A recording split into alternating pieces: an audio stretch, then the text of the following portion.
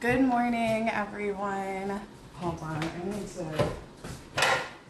What was I just? I need to.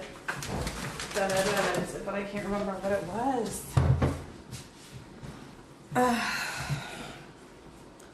Yeah, I'm making some calls this morning. We're doing some adulting. You know, like me and Joshua, we're working on our marriage license, but I'm also working on basically like making sure like if one of us dies, like if I die, like Joshua would get like my house and he wouldn't have to go through probate and stuff. Like we're doing like shit like that too. You know, with the marriage license, we just want to get like all of our affairs in order. So I've been calling, like, you know, I've been trying to figure out shit with this mortgage company and the deed and stuff. Yeah, important stuff, right? And it's like stuff that I've been wanting to get. It's been stuff that we've been wanting to get figured out for a while, you know, because it always has been like a concern. I felt like, what if something happens to me? You know, like I would want Joshua to get our house, you know, and like other stuff like that, you know, like pay on death, like on all of our bank accounts and shit like that. Like honestly, none of our stuff is really that complicated. It's not like we have like a whole ton of assets or anything, but still. So we're working on that, and then we can go up to the courthouse maybe next week, right? Honestly, I don't know if it would be a good time to go. Like, it would be more busy or less busy. I feel like it would almost be less busy. Yeah, we have like 30 days to go do it. Okay. Joshua's gonna take my name. Joshua's gonna take my last name. We decided. Last name. Aw. Well, and then, we were like, Joshua doesn't really have a relationship with that side of the family, with that side of his family yet. You know, we're working on it. We'll see what happens. And then also, we were just talking, and I was like, it'll be so much more complicated if I change my last name. I'll have to, like, change a bunch, you know, like, everything is in my name. Like, I have all these LLCs and business accounts and shit. Like...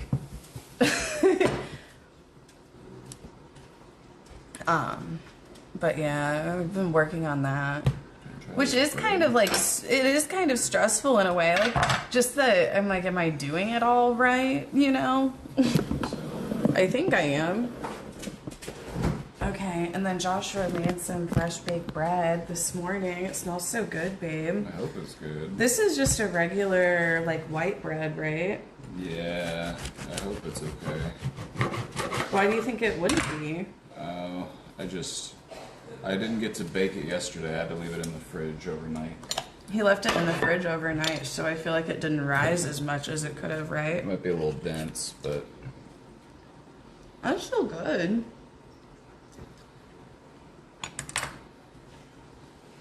I'll try again in a day or two.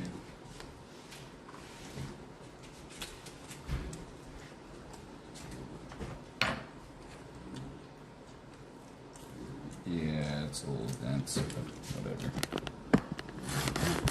Just like me.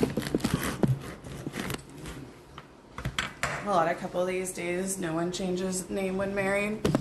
Is that really a thing? Like people That's are what I was changing? saying, Casey. Yeah, Joshua I don't was think we saying have that. to. So just, if I don't have to, I would just, because then I don't have to get a new ID. I don't have to go through all that process. Changing your name is just a pain in the ass. Yeah, and like,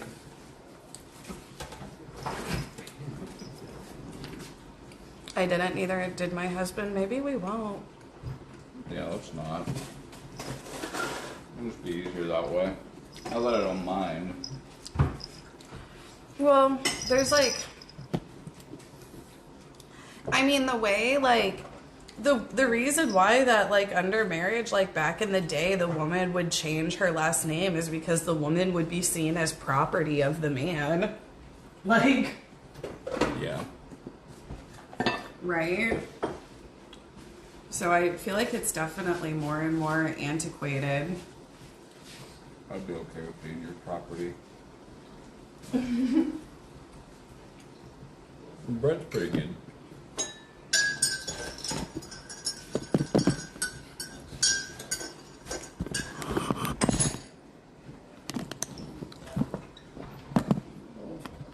These cats, They're curious about this bread.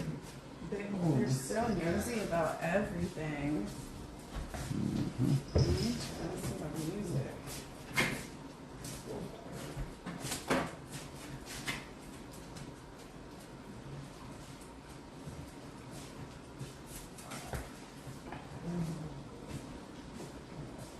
I need to run to the store. Kind of rush this morning. Yeah, I'm gonna run to the store. Take care of that. Yeah, you know, we've been so busy.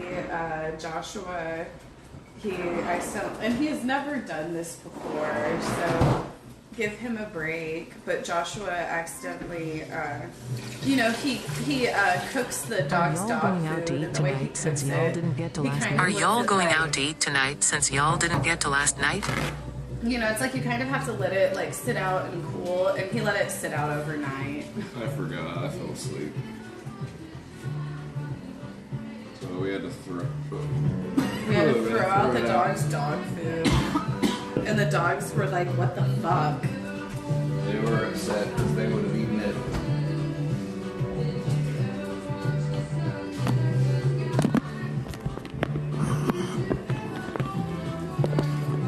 I'm gonna get stuff to make those gyros, Casey.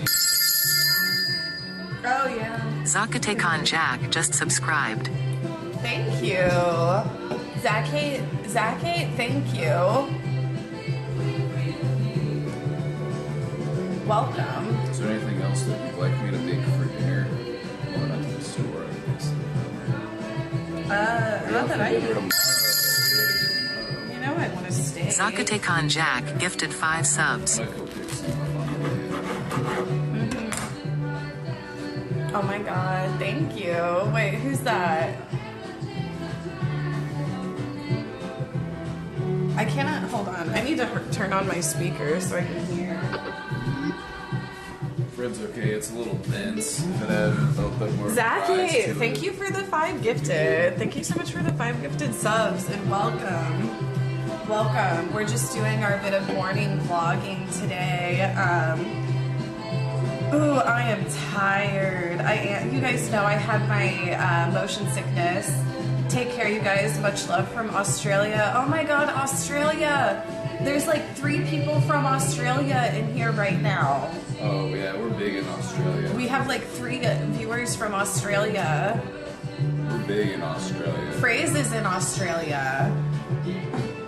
Do you feel better, I make the Casey? bread from I feel scratch. better, Yes. but really, like throwing up kind of just fucks Sugar you up. 961 Sugar, just subscribed. thank you, Sugar PC Preacher. 961. Good morning. Good morning, Sugar 961. It tastes good, it's just a little dense. It's fine. Yeah, the bread is good. It's edible. Today, so I told you guys know, my regular viewers know, I have to go to the vet with my mom. I go to the vet with my mom pretty much on the regular. She has this like 100-pound diabetic dog, and he's just a handful. And my mom has a hard time hearing, and she needs help getting him into the vet. So I'm going to the vet with her at about 2. And Joshua is going to take over the stream for a couple hours. Joshua is going to do some mental health talk for a few hours about maybe a little bit about winter depression, seasonal depression, things like that. And Yeah. fuck, what else did I have planned to do today? I had something. What was on the roster today? Hold on, let me look.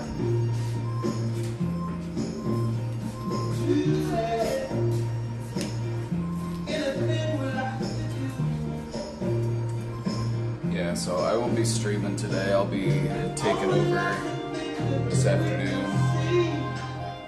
You can see it's a little dense. It's still pretty soft though. It's not bad. I'm just trying to get good at baking bread. But yesterday wasn't really ideal, so we'll try again soon. It's the fun thing about learning how to bake bread is that it's cheap.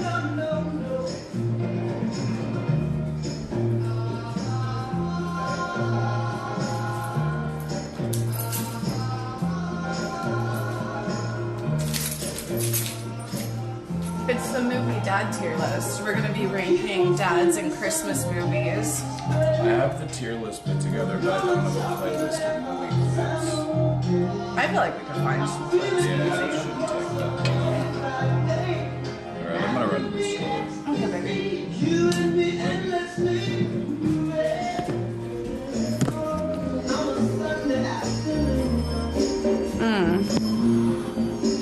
Alexa, volume 5.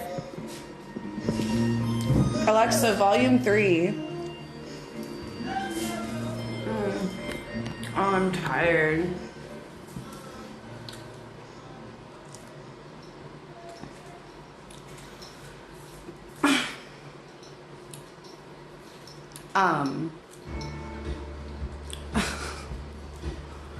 So I guess like you guys know, like whenever I came back to stream, I did like a goofy little like, you know, I said a few words, like I kind of addressed it without addressing it, and you know, like we put the video on my YouTube. My editor edited up my statement a little bit and put the video on my YouTube. It was the one where I was like joking around and making fun of the streamer awards and Cutie Cinderella and Austin's nipples and stuff. And I guess like they posted like this clip, like a clip from like my jokes where I am like I think I say something like you know, for too long, misogyny, bigotry, and, you know, other, what did I say? I was like, for too long, misogyny and bigotry, and, what did I can't, it was something like, for too long, racism, misogyny, and other forms of bigotry have been normalized in this space, and young men have continued to be radicalized by streamers. And then I do a pause and I'm like, Hassan Piker, count your days. You know, and like the joke is, you know, obviously like, yeah, there is a lot of misogyny, racism, homophobia, bigotry on Twitch, but it's not like Hassan is like, and you know, there's like a lot of young people being radicalized on Twitch, but the joke is like, it's not like Hassan is really like, you know, the problem. And that's why I said, you know, Hassan, count your days. But like a bunch of these people are taking it as me being like sincere, and they're like, no, Casey Tron, she's finally, it's so weird. It's so weird. I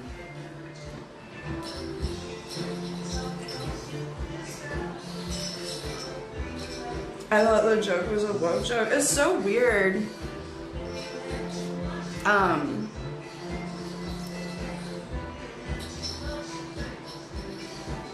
Because like, I guess like one of the things that's weird about it, hold on, let me get my bread.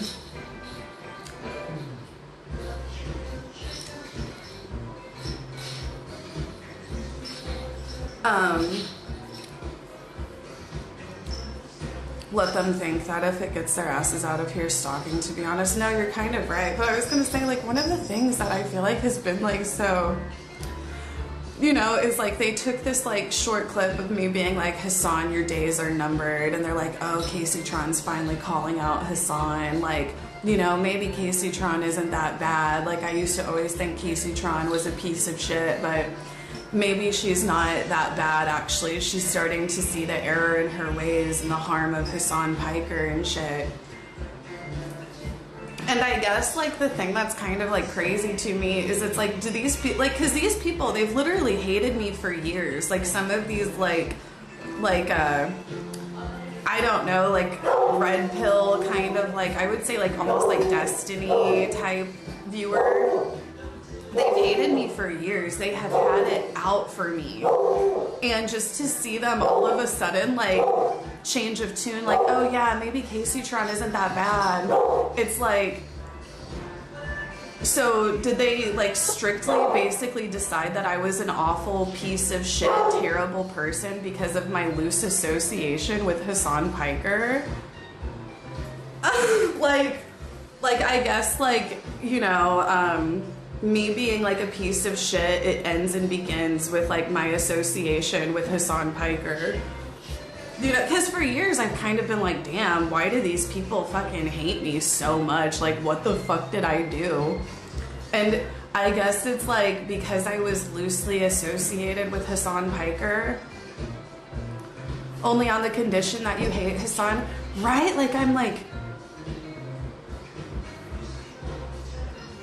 but it's like, I don't know. I also get annoyed whenever people will be like, oh, Casey Tron's a Hassan orbiter. That like annoys me. I find it a bit offensive because I've been streaming for fucking years, you know, and it's like, I feel like they use the term Hassan orbiter to act like you can't criticize Hassan.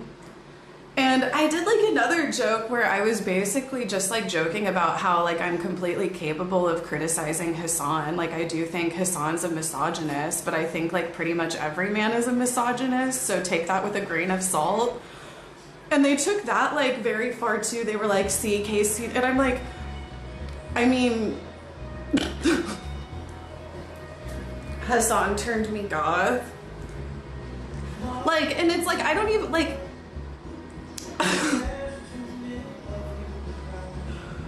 like, it would be easier for me to say the men that I don't think are misogynist. And it's like, whenever I say that, it's not even me, like, you know, it's just that misogyny and patriarchal, like, viewpoints are so baked into our society. I think it's hard for most men to kind of, like, unlearn that. And I don't think that Hassan is, like, one of, like, the worst cases of misogyny. But I think he has a bit of unlearning to do. And I think he has done a bit of unlearning. You know what I'm saying? No one is not misogynistic. It's deeply ingrained in our society, right? Like, I think that I was misogynistic, like, in the past, you know, like, I think that I've, like, done a lot of unlearning myself as well, as a woman, you know? But,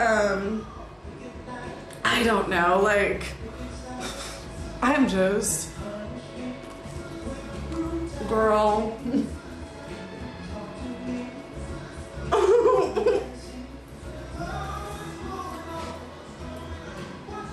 No, it would be easier for me to say, like, the men that I don't think are misogynistic. But it's like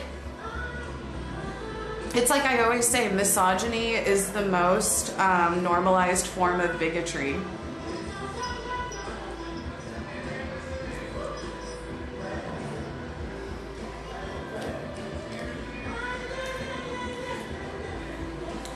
Misogyny is the most normalized form of bigotry. And I think that's why so many people, like, you know, like I was saying, like, I think, like, in the past, like, I've been misogynistic. You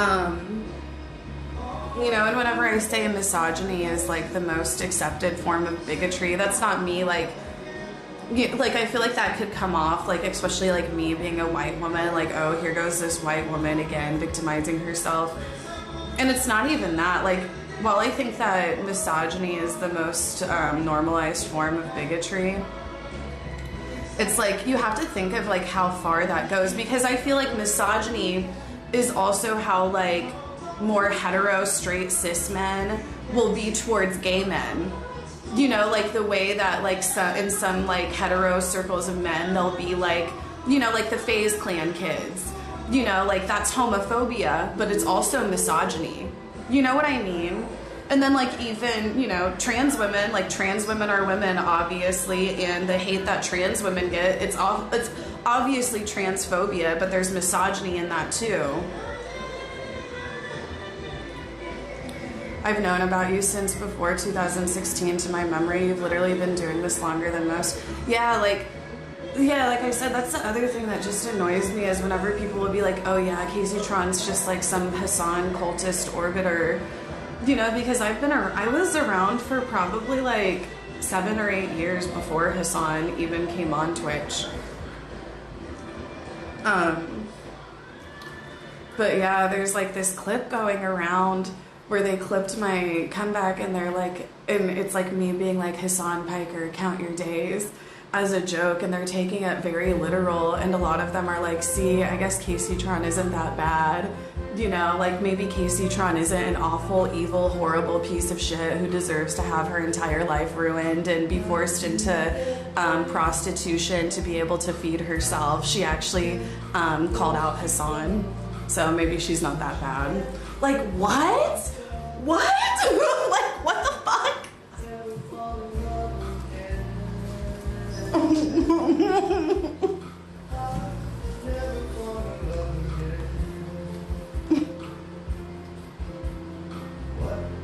No, you're right, Zuzi, darling. Like, whatever.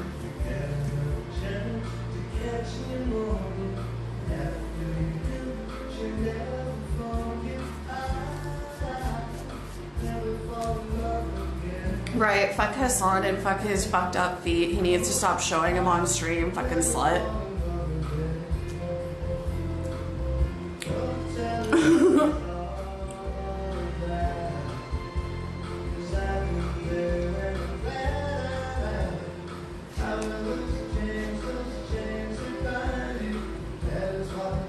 I was thinking about this and I think like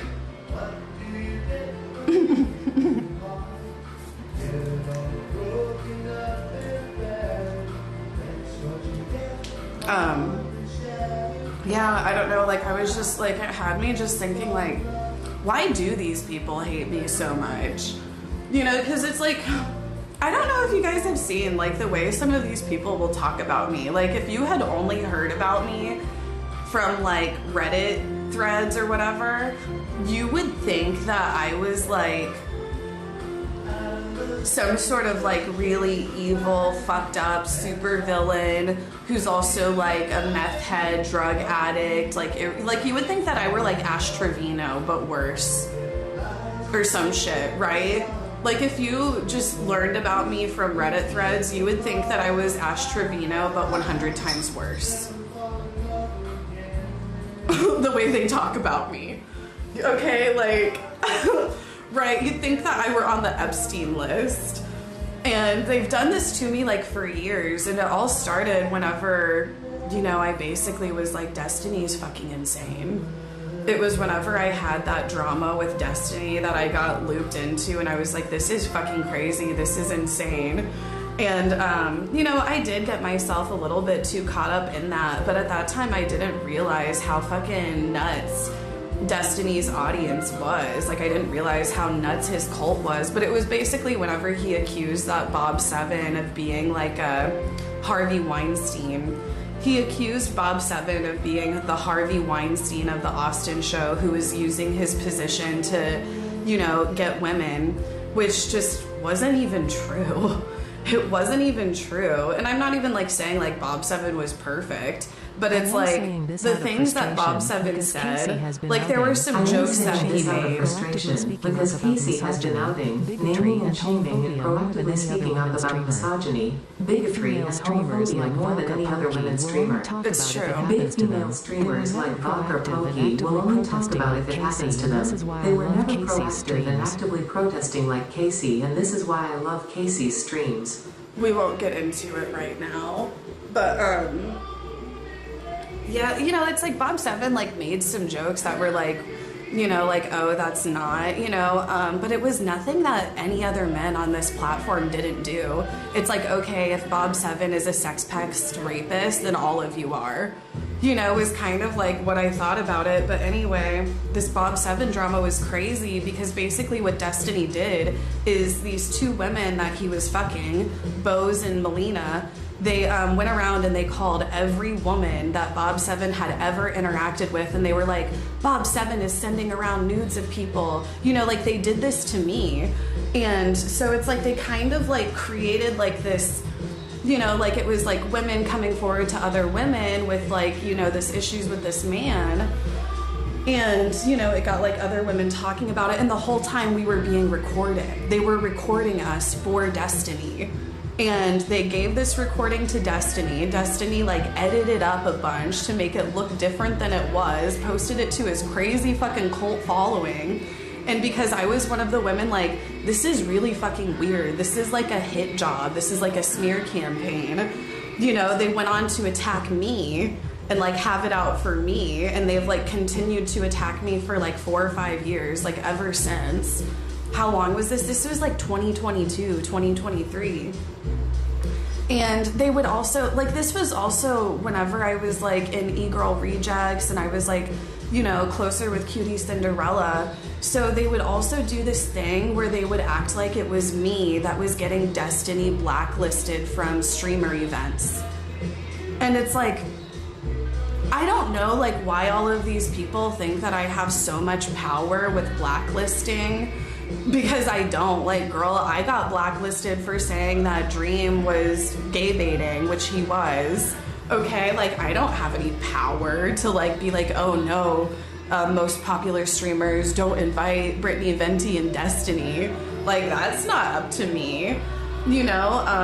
But after this controversy with Destiny, I think they had it out for me even more, because they were like, yeah, Destiny's not getting invited to shit anymore because of Casey Tron being friends with Cutie Cinderella. She's like blacklisting them. And I'm like,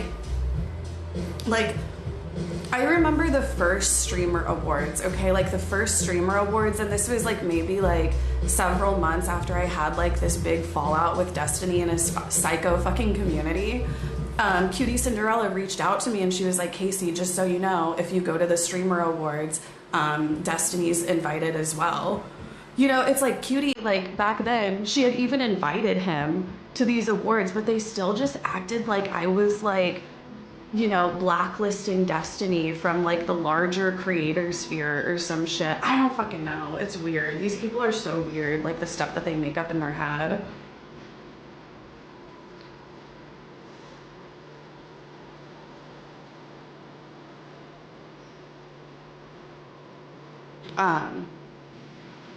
Just trash. Well, this was like around like 2022, I think, 2023. It was the first streamer award.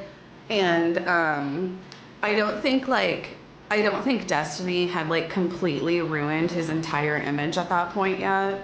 I mean, I knew what he was. I knew he was a fucking sociopathic fucking freak at that point. And even though I tried to make other people aware, you know, they don't listen to me. If only they did. I don't know. Anyway, I'm rambling. It's just like, it's just so weird, like the things these people make up about you. You know?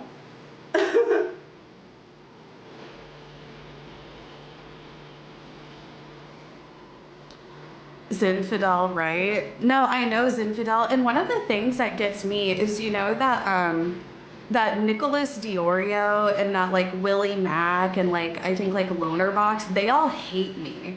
They all hate me, which I'm like, good, hate me. I don't like you either. You're a bunch of fucking freaks. But it's like the reason they hate me is because Destiny told them to 4 or 5 years ago. You know? It's like they do, like it's like they hate me, but they forget that the reason they initially started hating me is because I was calling out Destiny for being a fucking sociopathic freak. And I don't know, guys. It looks like I was right, wasn't I? Now that he's doxing you.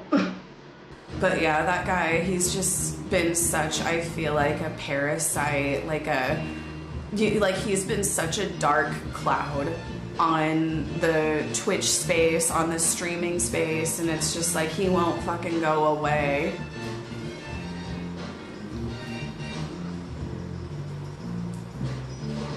Which, like, yeah, he won't go away, so all we can do is just ignore him. You know, just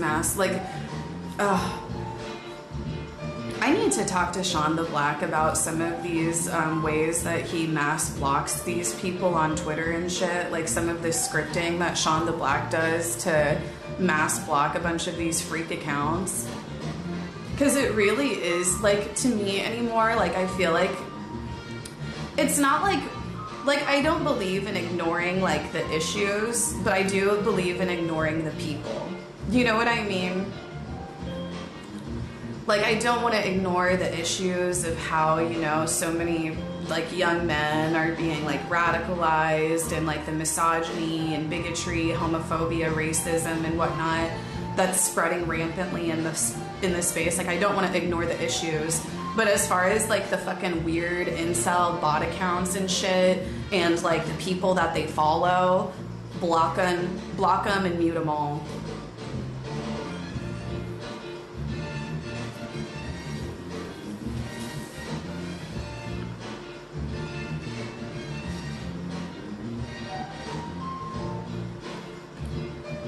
Love Sean. Oh, what were you saying? Like, about his script with, like, blocking these people. Like, I need to figure that out, because it's like any post that I, like, especially on Twitter, any post that I make, it'll be like 10 to 20 weird incel comments. Like, just like weird, depraved shit. Like Kiwi Farms vibes. Nicotastic just subscribed. Nicotastic, thank you. Welcome. Deleting Twitter was one of the best things I've done. I get it. I get deleting Twitter, but like me as an influencer, you know, I'm not gonna be deleting my Twitter anytime soon, you know. But I do want to get better about using my Twitter to, like, I don't know, I want to spread more joy on my Twitter, and I want to be more educational on my Twitter. Like, I don't want to, like, be, like, trying to argue with, like, fucking morons. I want to be, like, talking about, like, actual, I don't know, like, statistics, and, like, you know, maybe, like, doing a little bit more, like, research on my tweets and the things that I talk about that I'm really passionate about. The things that I'm passionate about, I would say, is affordable housing, affordable health care, affordable child care, you know, like social programs. I'm also passionate about people being paid better wages. I believe that there is nothing more valuable than the value of human labor, and human labor has been drastically undervalued for centuries. And the elite constantly are working towards just undervaluing human labor and making humans think that their labor doesn't have value whenever it has so much value.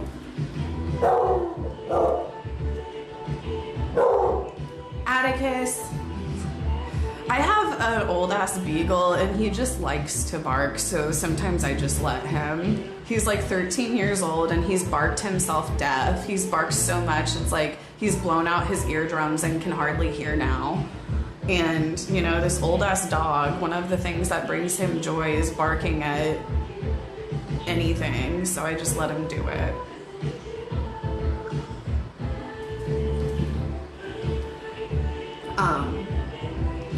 But yeah, that's my morning rants. That's my morning rants. God. Would you ever go back to school to get a public administration degree? I don't believe in school. I don't know, like I would, I guess, go back. I actually have like quite a few credits for my 2-year degree, and I'm almost close to getting it last I checked, but I don't know, some of my credits might have expired. But I would like to get my 2-year degree and just like have that locked in so I don't have to worry about my credits expiring. But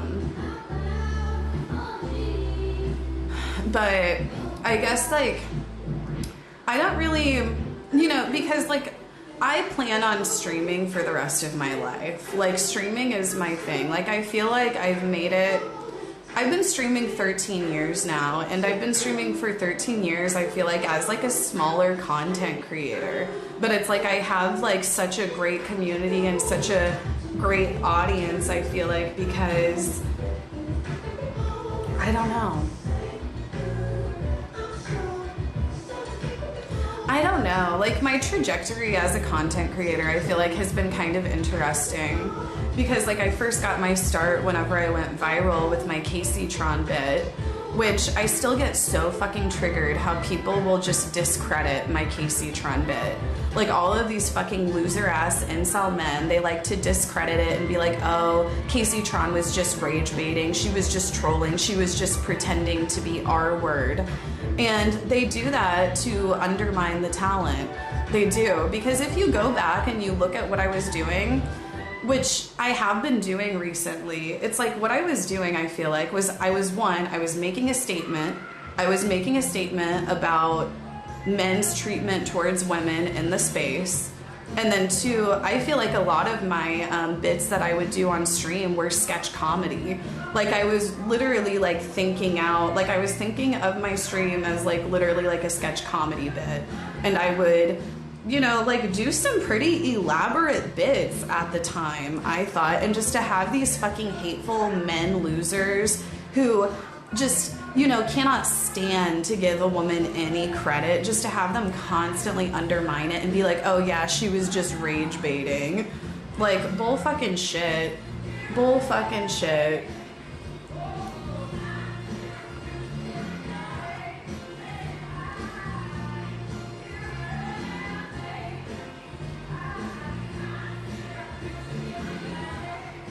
I mean, I think that, yeah, like some of it was like my real personality because the sarcasm, you know, I would say things like very sarcastically. Like, I remember one of the things that I would do often, like whenever I was doing my Casey Tron bit, is I would basically just like very sarcastically like make these little underhanded comments, making it sound like I was like a huge slut. Like, I would be like, yeah, like I'm tired of being with multiple men at the same time. I'm tired of being with multiple men. I want to find, you know, a husband. I'm tired of going around and being with all of these different men, multiple men at the same time. Like, I don't know. I would just say like underhanded shit like that all the time, like out of sarcasm. But yeah, so my trajectory, I feel like as a content creator has been like very interesting because I got my start with like my viral Casey Tron bit. I got my start with my viral Casey Tron bit, and I was all over Twitch. Like, those first like 2 years, I was like a Twitch meme. I would say like almost infamous on the site. And the way I was repaid for it is Twitch staff basically participated in the incel witch hunt against me and were consistently trying to figure out a way to get me off the site because I wore a tank top. And this is true. This is fact. There have literally been people come forward who were, you know, friends with Twitch staff at the time who have spoken on how they would talk about how they need to get Casey Tron off the site because I make them look bad. I make the incel hellhole sausage fest website look bad because I wear a fucking tank top. Give me a fucking break. That's fucked up. No, they targeted me. I literally had my sub button removed. Like, it was unprecedented that they would do that. And they just removed my sub button one day for no fucking reason. Never knew why.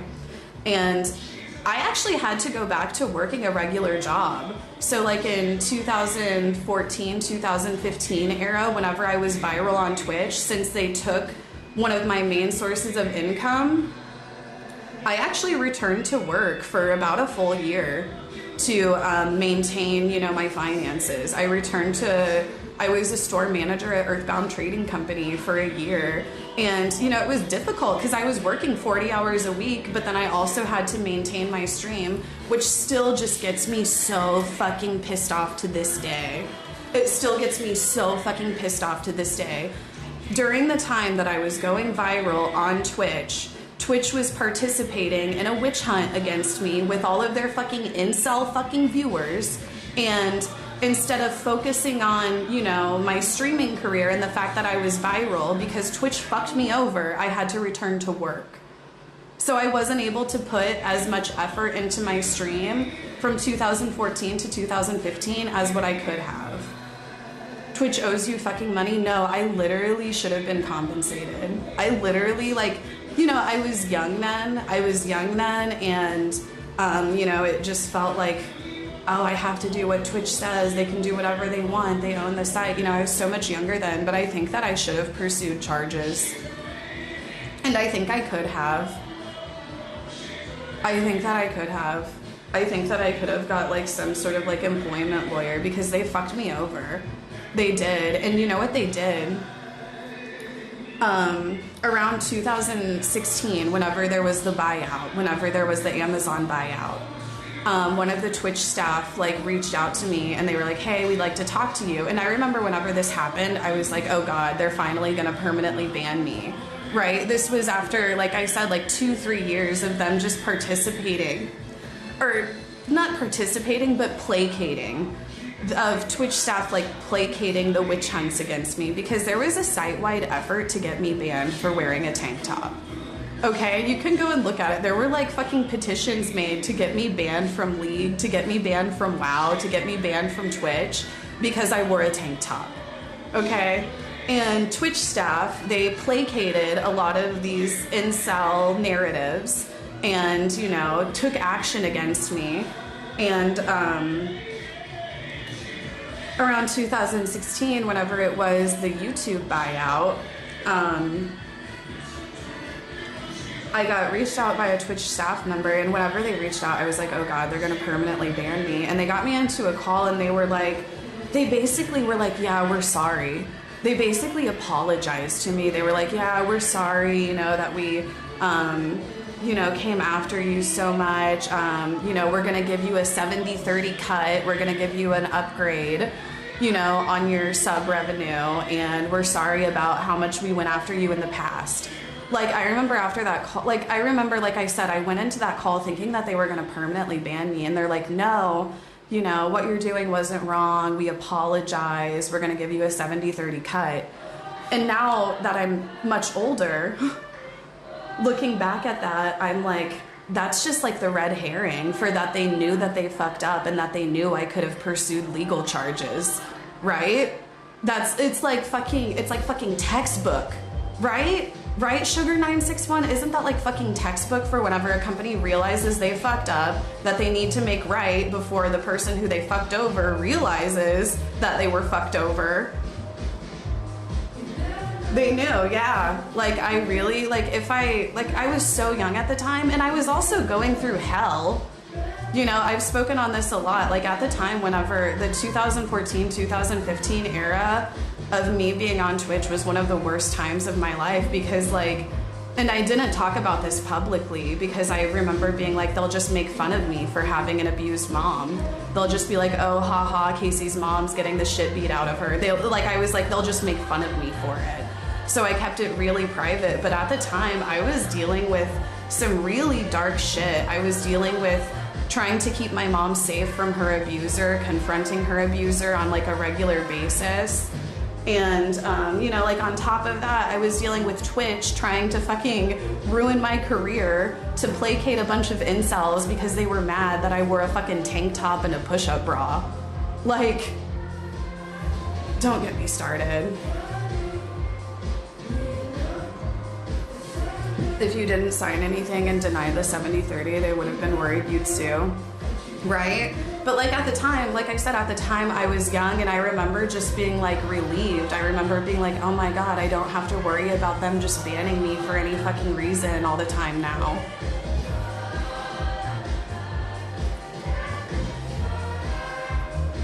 It's actual bullshit. No, it is. It is. Like, I really could have pursued legal charges. Like, one of the other things that I think about a lot, and you know what? Like, I've actually been talking to my sister about this, and me and my sister, we're actually working on writing a piece about it. We're actually working on writing a piece about it. Like, my sister and me are gonna co-write something about it, because I just, you know, I was talking to her about it, like, during the weeks that I had off, and, you know, I'm like, there really is so much to my story, and I feel like it paints an even bigger picture.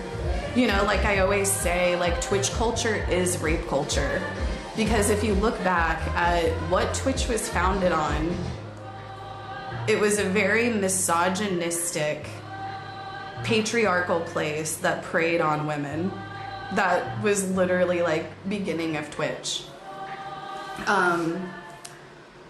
But yeah, me and my sister were working on co-writing a piece about it, and she's been like doing a lot of digging and looking into different stuff. And you know, one of the things that I was thinking about that just pisses me off so much is you know, at the time of early Twitch, there were so many safety issues for streamers.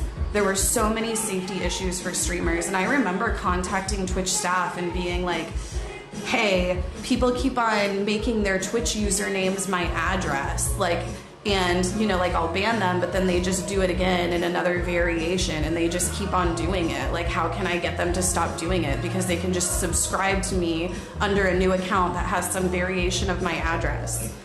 You know, and Twitch just being like, yeah, there's nothing that we could do about that. You know, I just remember dealing with so many doxing, swatting type shit, and people you know, doing this weird social engineering, trying to find my information. And during that time, Twitch's concern was not that. Twitch's concern was placating the incels that were crying about women in tank tops and hot tubs. What the fuck? Twitch's concern at that time was rolling out a TOS that said how many inches women were allowed to show of their cleavage. What? That was Twitch's concern at the time, not the fact that multiple partners of theirs were being swatted and doxxed and stuff on the regular. Their concern was putting oh, this is how many inches of underboob you can show on Twitch. That was what they were worried with. You know, there was just this way, and I think that Twitch is still guilty of it today. There's just this way that they do way too much to placate these fucking hysterical incels. You know, the way that we had to listen, the way that women on Twitch had to listen to these hysterical incels and their streamers talk about how harmful women's bodies were to little boys. We had to listen to hysterical incel men cry about this for years, how women shouldn't be able to show their body and they should be forced into a dress code because of the harm that their bodies do to young boys. All of these motherfuckers are doing crypto gambling now, bitch. All of these fucking motherfuckers, all of these hysterical incels and their fucking streamers, you know, the ones that were crying about women's bodies being harmful to little boys for nearly 10 fucking years, they're all promoting crypto gambling now. Girl, what the fuck? I hate.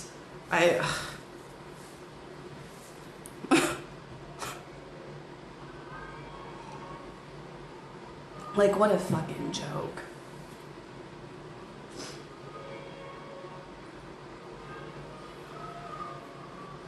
They never grew up, Casey. They are not men. No, exactly. I always say, I think that it's offensive to men to compare these, fucking red pill incel fucking freaks. They're not men. They go around, screaming about masculinity and shit, but it's they're fucking spaghetti noodle arm fucking freaks behind a fucking computer desk in a dark room for, 14 hours a day. And they don't have jobs either. They don't. There's no way that they have jobs, because how do they have the time to be on their 20 fucking Twitter burners?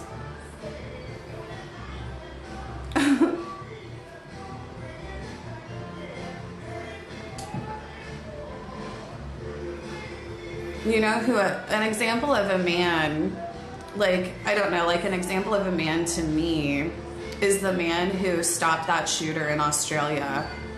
His name was Ahmed, right? The Muslim man that stopped the shooter in Australia. You might not have heard about it in Western media because Western media doesn't like to talk about how a Muslim immigrant man stopped an active shooter.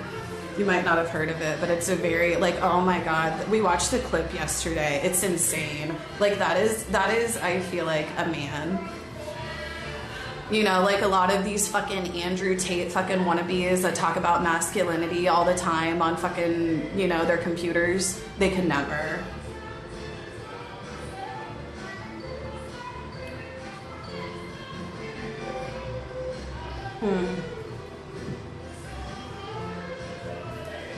Oh, I'm in a mood today, aren't I? I'm in a mood today, aren't I? Sorry, you guys got me already going right off the bat. So this is actually day 5. This is day 5 of the marathon, and I feel like it's been going really well, honestly. Casey making me feel emasculated. I haven't stopped a mass shooting in at least a month. No, like, I don't know. It's like, whenever you know, like, it's a lot of these, like, red pill manosphere fucking freaks, they want to talk about, like, masculinity all the time while not really, like, their idea of masculinity is, like, little boy shit. Their idea of masculinity is, like, having a lot of girls in a nice car or something. You know? It's like, that's not masculinity. You know, that's not the manhood. Like, to me, like, masculinity is, like, I don't know, but it's like we always, I don't know, like, to me, like, masculinity is, like, being brave, you know, putting others before yourself, you know, which are also not just masculinity. It really is just, like, being a good person. But, you know.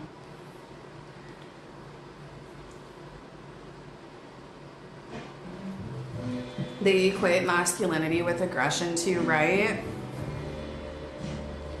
Having empathy, right? Like, so many of these fucking, you know, like, these fucking incel red pill fucking manosphere men, they'll be running around like all hysterical, like, how are we gonna get women? Women don't like us.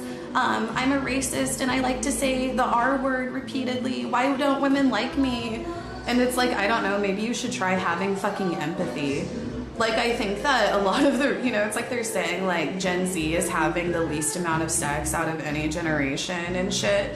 And I think these young women are highly disturbed by the lack of empathy that these young men have. Because, like, as a woman, whenever you look at a man who lacks any sort of empathy, like, that's like, you know, that's just like a huge red flag. It's like, oh, if I get in a relationship with this man, he's going to be abusive towards me. And, like, these freaks, they run around wondering why they can't get girls. And it's like, I don't know, maybe because women are afraid that you would abuse them because you lack the frontal part of your brain and any sort of human empathy. And you go around talking about how, you know, like, minorities deserve to be put in cages and other, like, fucking weird incel shit. I don't know.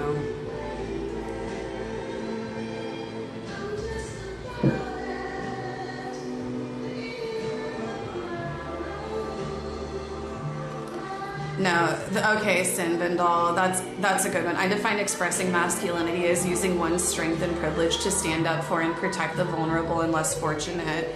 No, exactly. Exactly.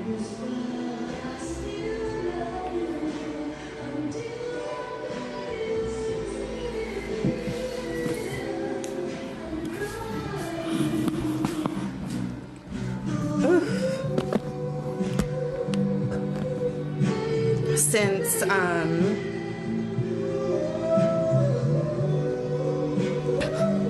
sometimes I'll be like, so, you know, like, I was kind of going on, like, a bit of a rant earlier, and I'm like, oh my god, I hope one of the fucking incel freaks doesn't find it and clip me and post it on, like, the Destiny subreddit or some shit. But then, like, I remind myself they're sleeping right now. Like, it is one of the things that I'll try to do to, like, because the incels, they're on the incel hours. We've been in the process, like, I mean, we kind of finished up, like, over the summer. Now, since it's been cold, you know, we're not doing our landscaping, but we basically, like, flattened all this out. That's why it's all dirt. It was, like, you know, more hilly, but we, like, flattened it all out. And then we'll plant some grass in the spring. This big circle over here, that's gonna be like our moon gate. We're gonna get some vines and stuff going around it, which we're probably gonna move it. Yeah, and then, but I don't know, look at it now, because it'll start to really come around, I think, this spring. I'm excited for it. We twinning on 35. You know, like, I take a lot of pride being a 35-year-old woman in the streaming space. It's not easy, girl. You know, it's not easy being like, you know, it's not like I'm like fucking old or elderly or anything, but you know, the space is very young, right? Like, it's a lot of young people. And, you know, there's obviously like a much higher bar put on women and how they look as they're aging. It's not unusual to be mad with anyone. It's not unusual to be But I've been doing my skincare routine. But if I ever find that you change, Really what's aged me the most is like all of the weight gain last year. I gained like a lot of weight last year whenever I got off of birth control and Adderall. But I'm down 25 pounds now.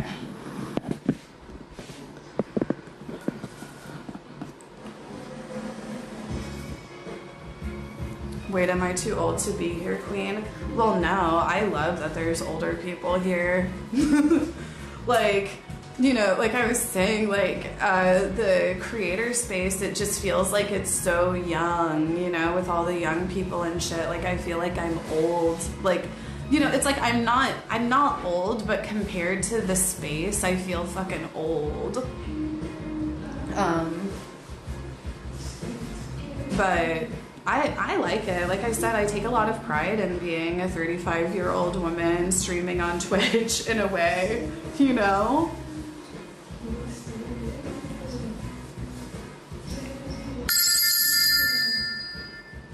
Kiki 91,991 just subscribed. Yeah, that's why I'm glad Grandma blew up this year. No, for sure, you're right. Kiki, thank you. Thank you, Kiki.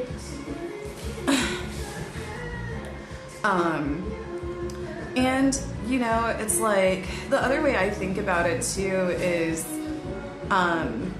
there's adults that want to watch streams too, and they don't necessarily want to watch like 20-year-old boys running around making like gay jokes and talking flamboyantly and doing other, like, you know what I mean? It's like, I feel like there's enough of that. People want to, like, I don't know.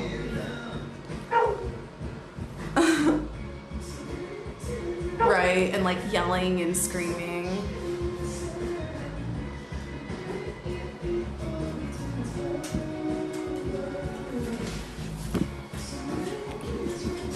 Okay, let me get this dog in.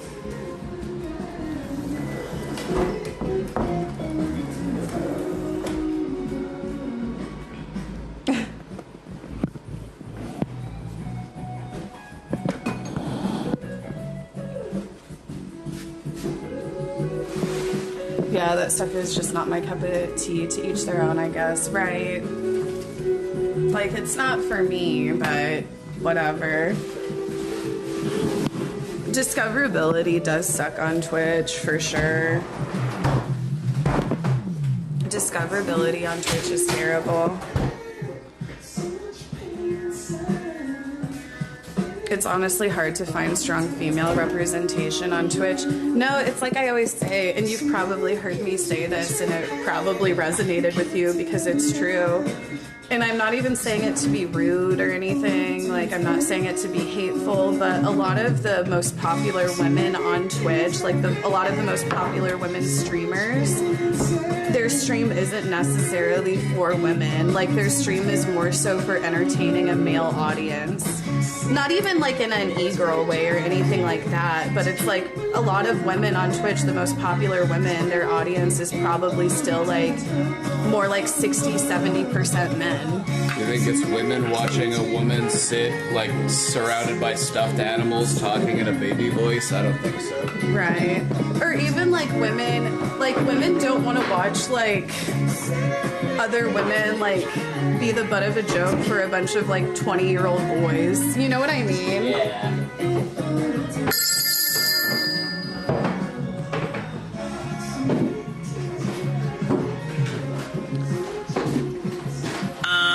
donated $2 with the message, Wendy, name 5 women I bet you can't. Honey, please. I can name 5 women faster than you can say, who's my next victim? How about Beyonce, Oprah, Lady Gaga, Adele, and me, the queen? Now, who's counting? Do you know any good women streamers throughout the years that have been scared off the platform?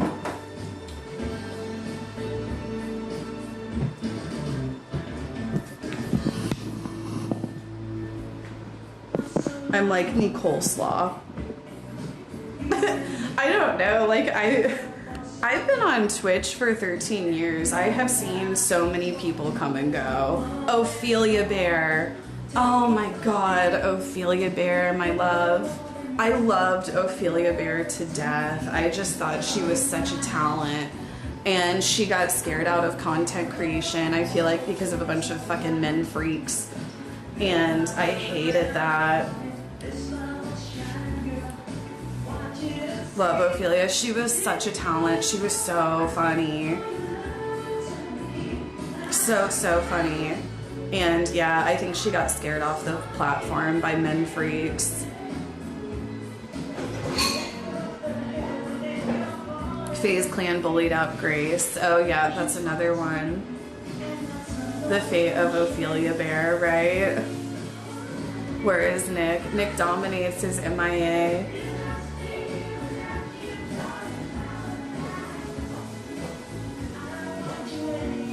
Sorry, this is my morning vlog segment where I basically just walk around my house and drink coffee and rant for 2 hours.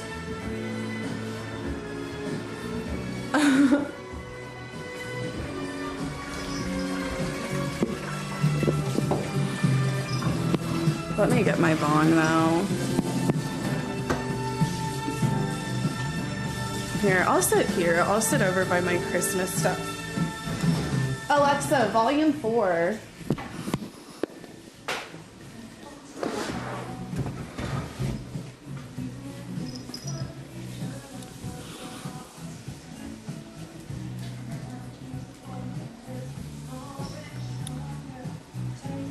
I love this segment, join at the right time.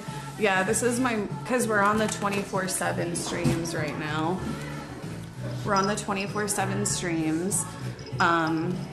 My schedule is about like, I do 2 hours of vlogging in the morning, and then around noon we switch over to hot topics. So if you have any hot topics, post them in the Discord, like what's being talked about today. I think I saw that there were some more like videos that have been floating around of that Nick Reiner and him like I saw that there was like some YouTube videos floating around of him just saying some kind of like insane shit.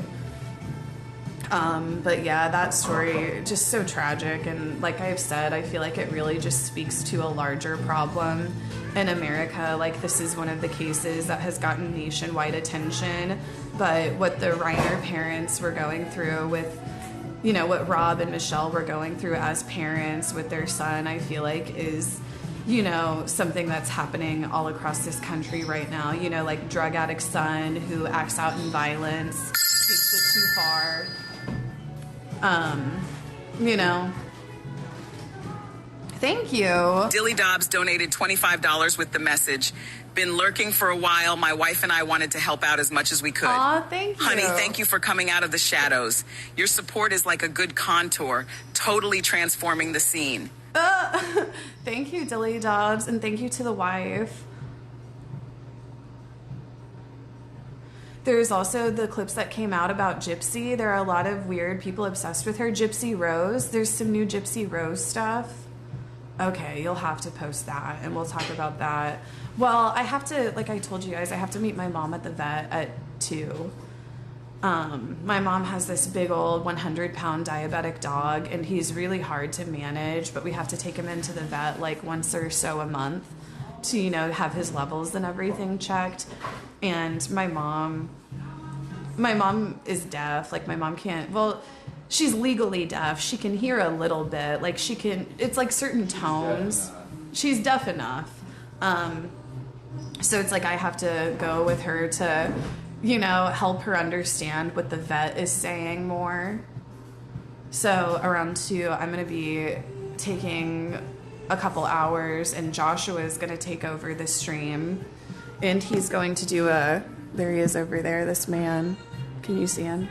There he is.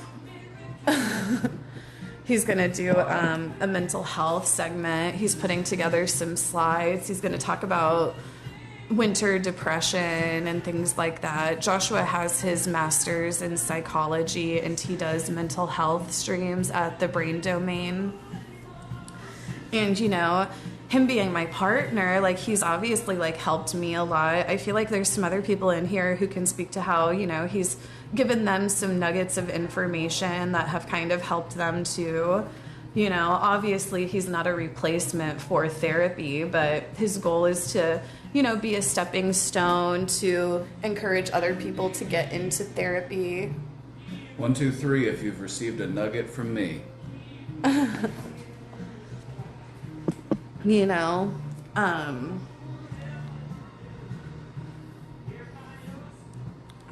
Joshua has helped me immensely. Yeah, it's like a fun, and I've learned a lot from Joshua, and even like, you know, in some of my own mental health struggles, you know, he's been able to help me. Grickshaft gifted 1 subs. Grickshaft, thank you, Grickshaft. You know, you guys, like a lot of my regular viewers know that me and my sister, we were really close, and we had a really big falling out where we didn't speak for like 2 to 3 years. And Joshua really helped me work through that. And me and my sister were like speaking again and on good terms now. It's like we're back to normal, you know, but it was really dire for a while. There were like moments where it was like, we're never going to talk to each other again until it's at a funeral, you know? And Joshua was able to help me work through that a little bit, and you know, we finally got on speaking terms again. And you know, it's like obviously me and my sister put in our own effort too. It's not like Joshua did it all, but you know, some of the things Joshua would tell me whenever Grickshaft I'd be gifted getting in Shady my head NW. and mad about Grickshaft things gifted really a tier helped 1 me. sub to Shady NW.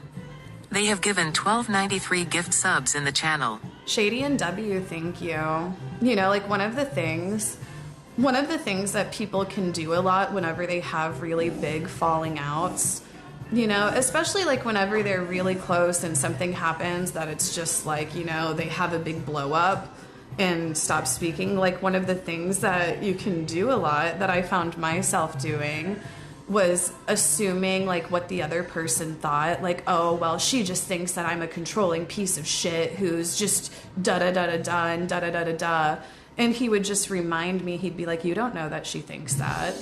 You know, you don't know what her motives were with that. You don't know, you know what I mean? Oh, I'm talking to my sister again. Speaking of, I'm going to visit her in May. Oh, I know it had been a while for you too, Sugar961. And, you know, like, I get, like, some people are strained with their family for the right reasons, but you know, like with my sister, it's like there's nobody that can understand my life as well as what my sister does, you know, because it's like we've lived the same life kind of in a lot of ways. Will you ever stream together? Maybe. Holly's been getting very politically active. Holly's a Hassan Abi head. She's a Mike from PA head. You know, she's been getting involved with like some of the grassroots stuff around here, like Casey Tenants and whatnot. So if we do anything on stream, it'll probably be something related to that. It'll probably be something related to, I don't know, like raising awareness about some sort of political goal. Like I've been saying, I want to get more politically educated. I want to get more politically motivated. I want to use my platform to like show people how I'm getting involved in my communities so that maybe they can like use that as like a stepping stone on getting involved in the same way in their own community. You know what I'm saying? It's like I've been saying, we have 3 years before the liberals are back to brunch. We have 3 years before nobody fucking cares again. Unless Trump gets a third term, which I don't know, it could happen. or Trump dies and I don't know, somehow JD Vance gets, I don't fucking know what these evil freaks are planning, but we have 3 years where people, I feel like, are invested.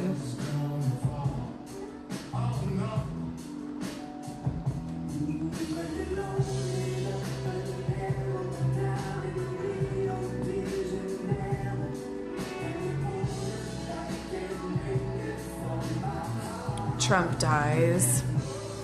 I mean, his health doesn't seem great, but he has so much access. It's like these freaks will be weekend at Bernieing him as long as they can.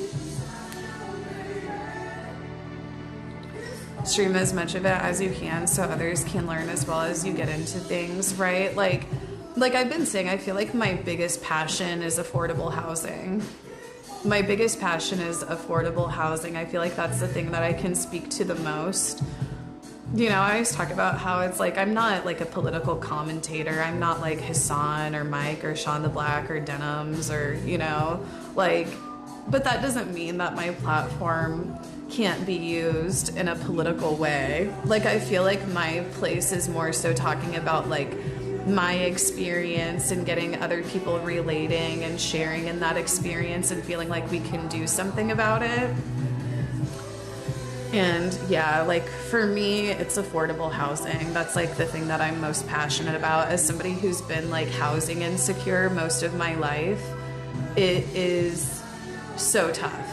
It is like, it just gives you this sense of anxiety that you always carry with you whenever you feel like you don't have a safe, stable place to go. And I think that everybody is deserving of a safe, stable shelter or place to go. Right? It's a human right. Look at this cat.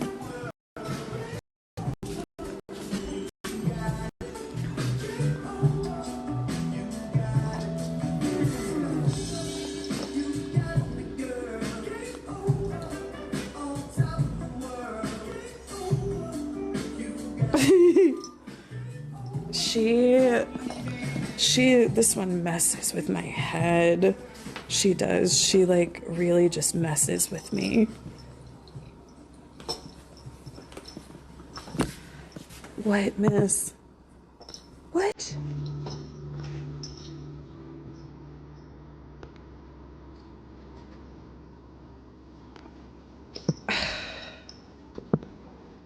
This is Little Miss. Stop. I'll be sleeping in bed at night, and like the way I'll hear these cats, they will get like around probably 2-3 a.m. These cats will be like, and we'll all be sleeping, they'll be running around the living room chasing each other and fighting.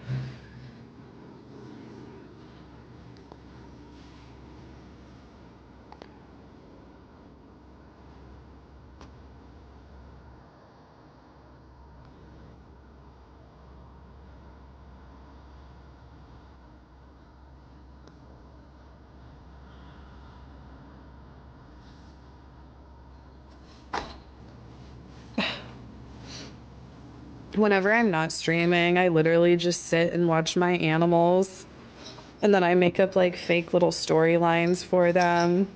You know, I pretend like I know what they're saying. Whenever I'm not streaming, that's usually when I'm just watching them and like expanding on their storylines and their dialogue.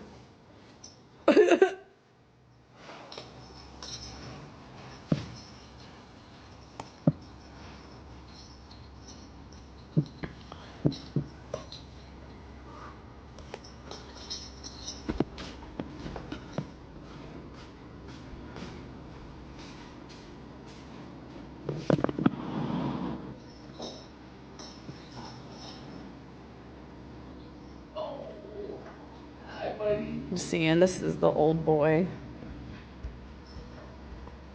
Okay, let's smoke.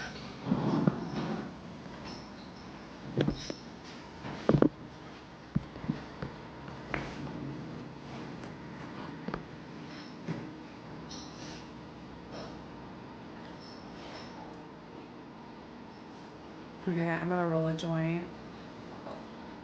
I'm gonna roll a joint and smoke some weed and like we usually restart the stream. Love from Turkey. I love you, Casey. Thank you, Kiki. What's up? Welcome. Love you too. The house art at my place looks just like that. It's a Beagle mix. This is full Beagle. Full Beagle. Allegedly. That is fascinating. Who knows? He is kind of big for a Beagle, I think. I got Atticus off Craigslist for $50. Bargain Beagle. Mm-hmm.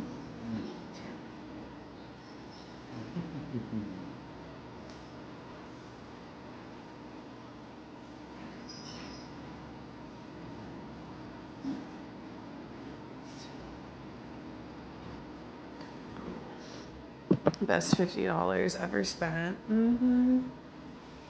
Most bang for your buck. This Beagle has been very difficult. I'm just saying, like, he has gotten a little bit better as he's gotten older, but whenever he was a puppy, it was hell trying to housebreak him. And he never got fully housebroke. Like, I remember it would be like I would try to get him on like a schedule. Like, I would take him on a walk and like we'd come inside and he'd like jump up on the couch and piss on it. That happened like 3 times. Where it would be like I took this dog out on a walk whenever he was like, you know, maybe a year old. And Oh, he's got something to bark at. like as soon as we got in, he'd then decide to piss on the couch. You know, we would try like kennel training him and we'd put him in the kennel and you know, you'd think that they'd stop barking after a while, but this dog would literally bark for 8 hours, like while we were trying to sleep.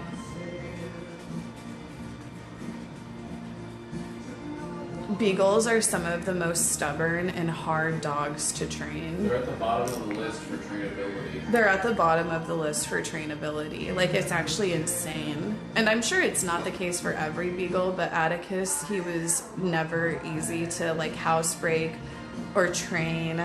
And I swear, like, had I not got him, had it not been a pet owner as patient as me who got him, I don't know. Like, I really think that I kind of saved his life. Just the fact that I ended up with him. You know, one of the things that my mom always drilled into me, because I come from a family of, like, obsessed pet lovers. And, you know, my mom, bless her soul, she's not the smartest woman. And I feel like she didn't really teach me a whole lot whenever I was growing up. But one of the things that she did drill into me is whenever you get an animal, that is your animal and your responsibility for life.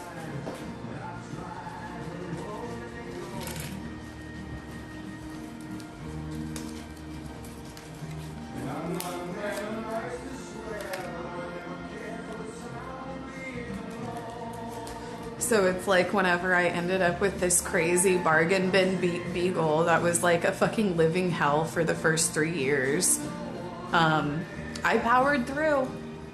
I think a lot of people would have tried to have gotten rid of him after the first year. Because he was hell. Like, he would chew up shit. Like, he has an anxiety disorder.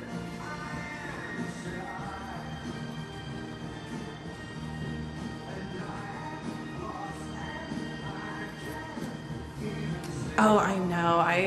Like, people who aren't good with, like, I lose so much respect for people who aren't good with their animals. I get triggered whenever I see the posts that are like, I'm moving and I can't take my dog with me, so I'm giving it away. Like, that shit pisses me. Which, like, mind you, I think that there are, like, extreme situations where it's like, okay, I get it. But I think a lot of people, some people, not a lot of people, but some people are just way too quick to give up on their animals that they got. You know, it's like...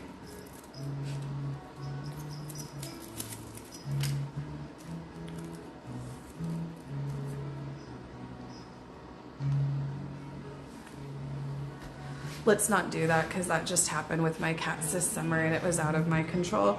No, Lex, I get it. Because, like I said, there's extreme situations where it is out of people's control. But I think that sometimes people give up too easily. And I'm sorry for that, Lex. I'm sorry that you went through that. It's never an easy decision.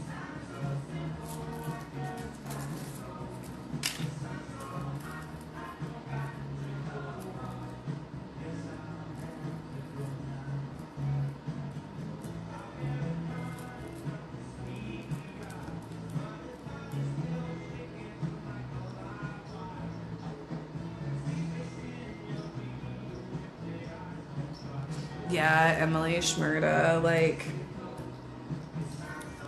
especially in the economy now, like I said, there are extreme situations, like people having to change up their living situations and whatnot.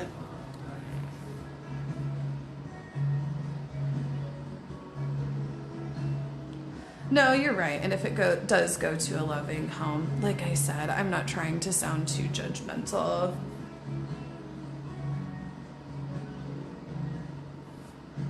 Yeah, Lex, that sucks. It sounds like kind of the thing. Emily Schmurda seems like she can relate as well.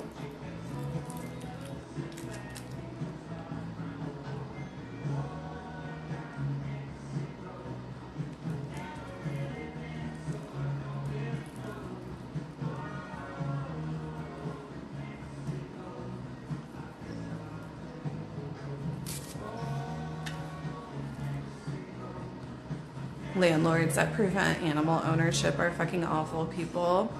And it's really easy to get a, like, if you have a pet and you're having a hard time, like, getting a place because of said pet, it's really easy to go into, like, see some mental health care provider and get, like, paperwork saying that the animal is emotional support, and then the landlords can't discriminate against it.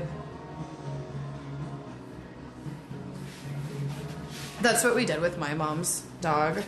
Because it's like literally her emotional support.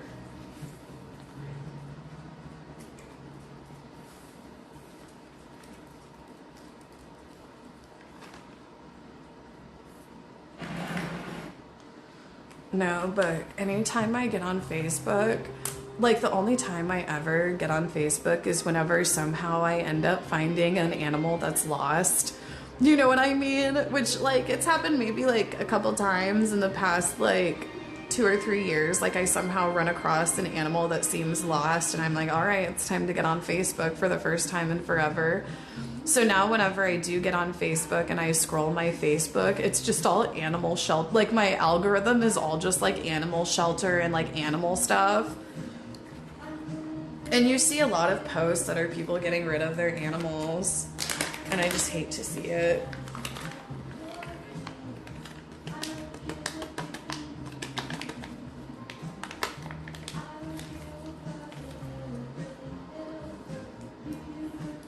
I had the worst experience taking a cat to the Humane Society a couple months ago. Were they giving you a hard time about taking it in? Because sometimes, like, the animal shelters are all so full. They are really weird about the animals that they will accept. Like, sometimes they'll be like, oh no, well, we can't accept this cat. You don't live in this area. You don't, you know, like, we don't. It's interesting, isn't it? Like, you would think that they would, but they turn away a lot of people.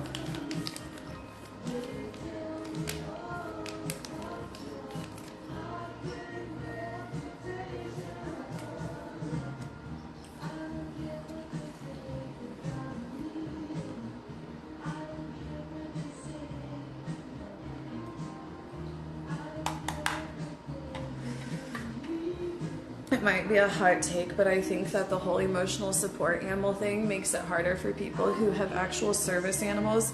I feel like you're probably mostly talking about the people who will take their chihuahua into stores with an emotional support vest and shit like that.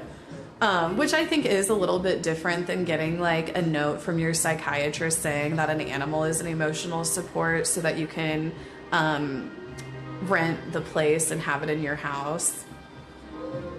Do you have the hedgehogs anymore? The hedgehogs both passed away, but but they lived about their full lifespan. One of them got like a mouth tumor, which I guess is like pretty common for small rodents. They'll get like mouth tumors as they get older. And so we put her to sleep, and then the other hedgehog, because they were sisters, the other hedgehog actually passed away like maybe like a month later. And you know, it was like, it was interesting whenever it was Mabel and Sable. And Mabel got the mouth tumor, and we took her to the vet, and they were like, yeah, it's cancerous, you know, like she seems like she was still eating, but, you know, she wasn't doing well, so we ended up euthanizing.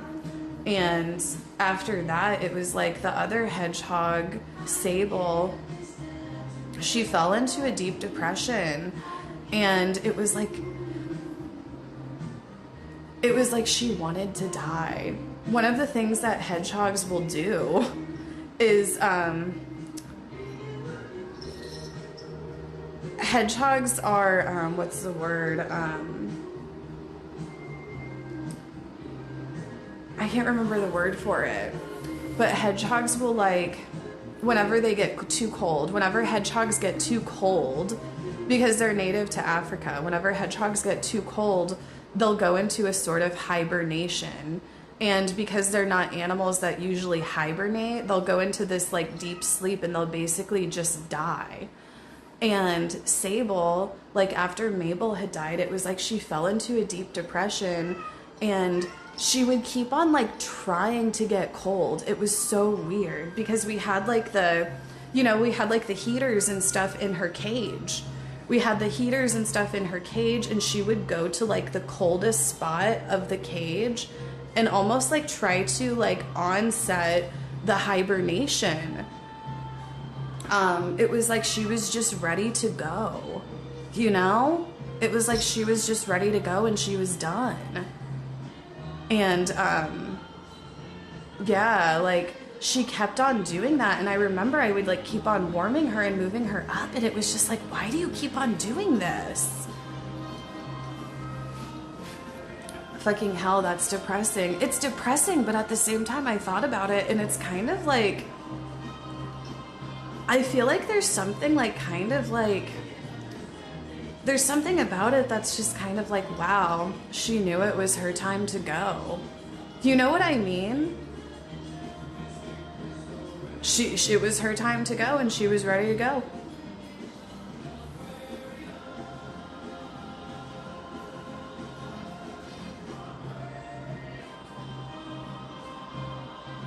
Right, Sadie Alexandra? Oh my gosh, I cannot imagine. That's what I like worry about so much with my dogs now, is like, oh my god. Because they, you know, my dog, like Atticus is 13, Scout is 11, and Atticus and Scout, they're just attached at the hip.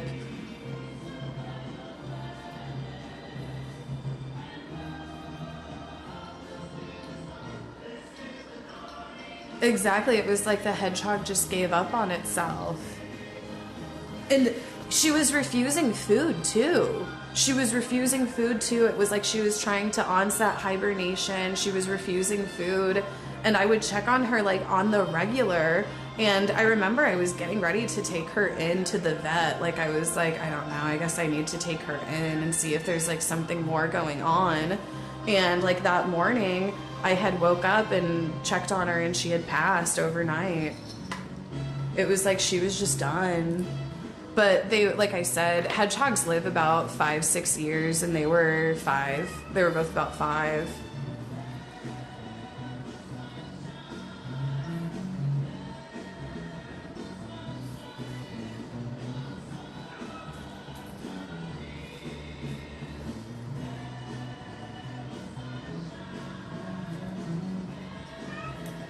Right, I bet Jordy Games, like I said, like,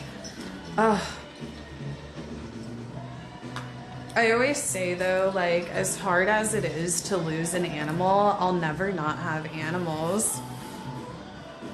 You know, like, I will I will always have animals, and like, yeah, the pain of losing them is so fucking tough. The pain of losing an animal, because the kind of relationship and bond you have with an animal, it really is just like no other, you know. And oh, I hate the thought of losing my animals now, but. And it's not like it's like, oh, whenever I lose my animals, I'll be ready to just move on and get another animal. It's not anything like that either. I feel like just that I know I can provide like a loving home for an animal, and I believe that a house isn't a home without a pet.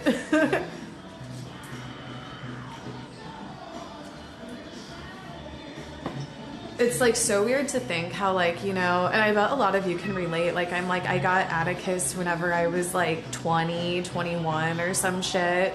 And I remember whenever I got him, like thinking to myself, like, damn, I'm going to have this dog until I'm about 35, 40, you know? And it's like, damn, now I'm about 35, 40. I think of the dog that I'm gonna have whenever I'm an old lady, like the dog that I'm gonna get whenever it's like I'm up there and I'm like, all right, this is my last one. We're gonna grow old together, you know? It's sad, but there's something so beautiful about it. So I think that Syndra was a feral kitten that was like captured, and I think that's why she's so afraid of people now. Because it's like whenever we have company, she'll like go into hiding and stuff. Like, she's a very sus cat. She's also an excellent hunter. Like, whenever we Syndra single-handedly fixed our vole problem. We had like this vole infestation in our backyard where they were like tearing up the dirt, and this cat killed like 9-10 of them. And yeah, she fixed the vole problem. She's a very good hunter, so it's like she has that natural instinct. So I'm like, yeah, I think she definitely was a feral kitten. But she's very sus of people, and I told Joshua it's because she's worried that another person is going to capture her and take her away from her family again. That's my theory anyway. That's my theory, which I think it's a pretty good theory, that she was a feral kitten that was captured, and that's why she's so afraid of humans now, besides like me and Joshua. This cat though, these kittens, Miss and Beavis, they like little Miss and the orange cat, they're just little spoiled kittens. Like, we got them at the shelter whenever they were like 7 weeks old. So they, you know, like they've had it pretty easy, right, Miss? Don't pay attention to that door over there.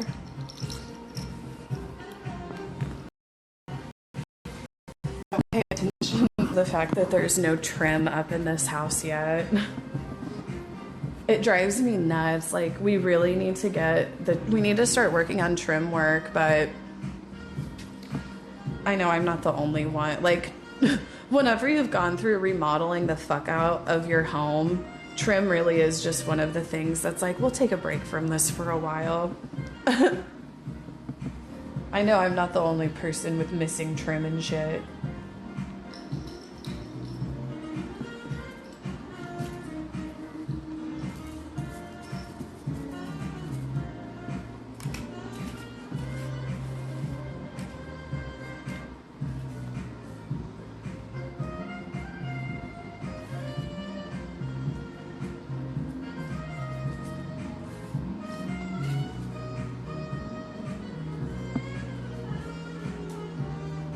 I'm excited for Joshua to take over the stream for a couple hours.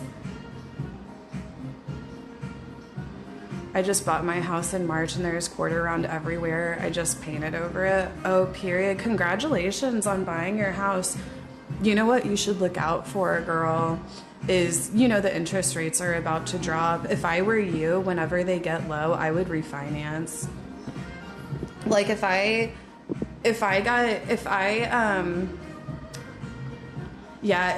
think like buying a house like because the interest rates have been really high. I think a good move is, I have been waiting. Yeah.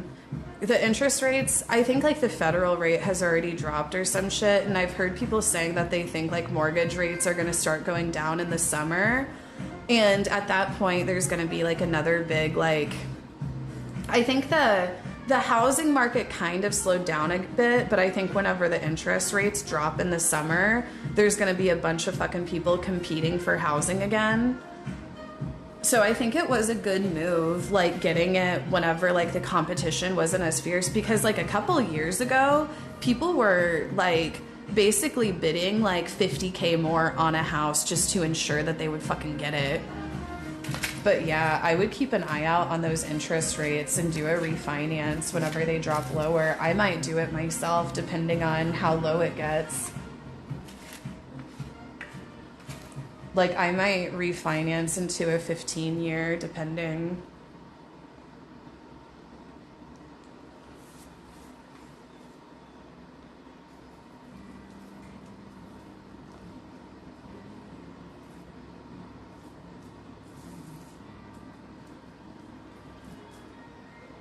That's definitely the plan if it drops enough. No, congratulations though. Like for real, getting into a house in this economy, in this market, like it fucking sucks that it's so hard. It fucking sucks. Like I feel so blessed every day that I was able to get into my house whenever I did. And I just wish that everybody else had the ability to, you know, like it, like the housing market, what the housing market has become is so fucking unfair. So fucking unfair.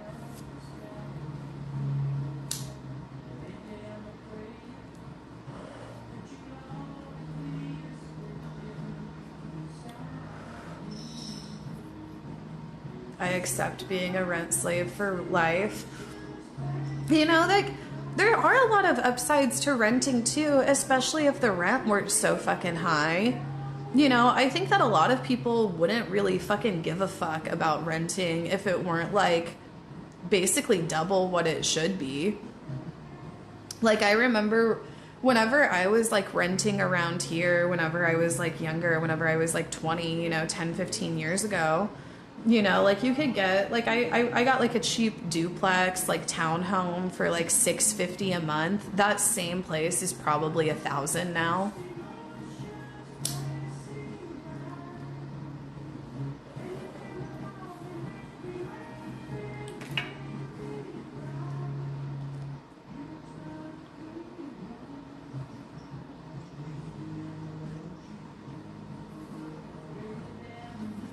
$1,200 easy, right?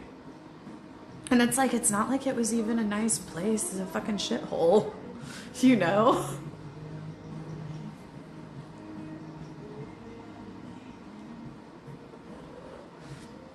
You know, like honestly, it really is just like the housing market is so broken.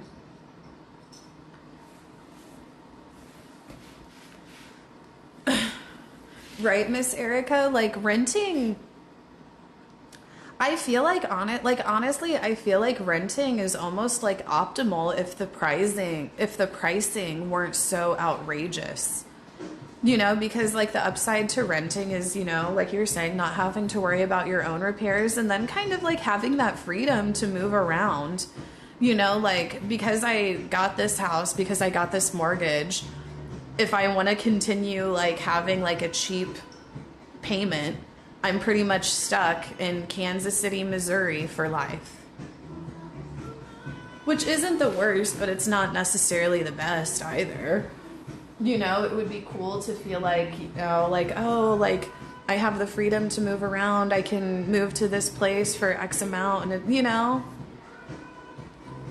Your guys' landlords are doing repairs, right?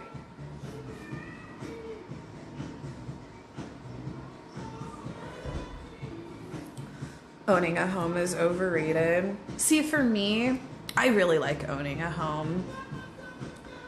But it's also like, one of the issues I always had with renting, you know, is one, me and my white trash family and all of our fucking animals, and like my family like being broke, and like my mom being like, I need to move in, or my dad being like, I need to move in with you, I don't have a place to go, I'll be homeless. And then like the landlord being like, you don't object, but I do. You know, that was one of the issues that I had with, I feel like having a landlord is just like this family, being in this family, the kind of needs that I have for my home, you know? And then like with a home, really one of the only fucking reasons to buy a home in the Midwest is so that you can have like a house with a yard. You know, like I would never be out in the Midwest and get like an and buy like with a mortgage, like an apartment or like a condo or some shit.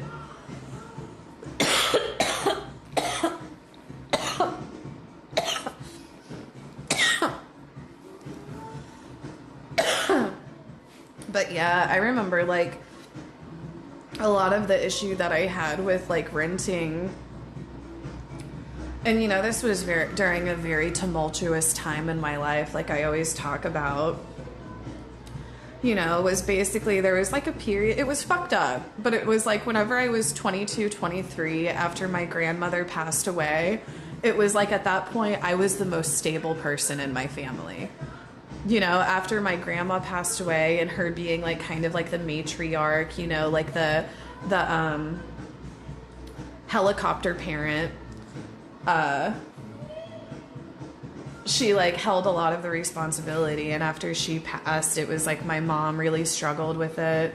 My dad always struggled, you know, my family really struggled, and as fucked up as it was, is I was the most stable and responsible in my family, like whenever I was like 22, 23. And you know, it's like here I have like my mom homeless, like my mom being abused, you know, my dad struggling and needing a place to live. And it's like, you can't turn your parents away, but then your landlord is like, is your mother living with you? We didn't allow that. And I'm like, what the fuck do you want me to do? I'm 22, 23, and like, I'm not going to let my mom be homeless. You know, I feel like that was one of my main struggles with renting. And whenever I finally was able to get like a mortgage and get my own house, just like having the freedom of being like, yeah, I can have 10 animals here. Because whenever my mom moved in with me, you bet like her like 2 dogs, 2 cats moved in with her as well, you know? And it's not like we were any harder on that house than people who move in with like 3 kids, you know? You know what I'm saying? But that was, I feel like, one of my main struggles with renting. No shade to white people, but multi-generational homes is very normal for non-white people. Oh, definitely. And, you know, I've talked about how, especially whenever I was younger, it was something that I really struggled with because, you know, like throughout my 20s, like here I am, like this young person, but like I have like my dad living with me or my mom living with me, you know, and it felt like a little bit embarrassing, and I would like kind of like feel a little bit resentful about it, which, you know, like I've grown out of now since I've gotten older. But I feel like it is a struggle whenever you're kind of put in those situations, whenever you're younger and you feel like very alone. Like I remember feeling like, what other fucking 20-year-old has to, you know, like help take care of like their mom and their dad, you know what I mean? And obviously, since I've like, I think that was part of my radicalization into being a leftist, is I came to the conclusion that it was like never my family that I should be mad about or my family that like failed me. It was always the system that failed them and in hand failed me. You know, it was never their fault. Like none of that was ever their fault. Like it was never, you know, it was the system's fault, and that's who to be mad at, not my parents, you know?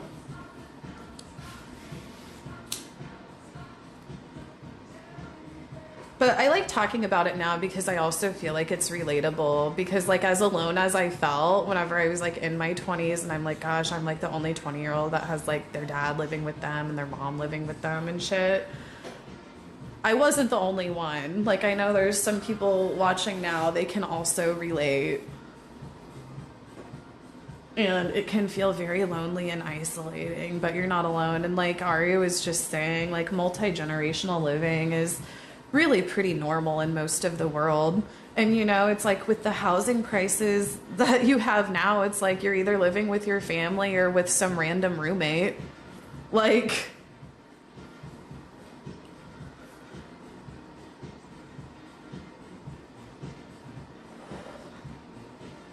I am 32, still living at home. I used to be embarrassed, but I'm so glad now. No, like if you had like if you and you know, it's like I'm sure it's like your family probably isn't even like super fucking well off. It's just that your parents were able to, you know, get a nice house whenever the market was decent, and it's probably, you know, like I'm sure you have like an adequate space in it, and it's like there's nothing wrong with that. Like if my parents like had a home that was like decent size that I could take over like the basement or some shit, I would be like, hell yeah.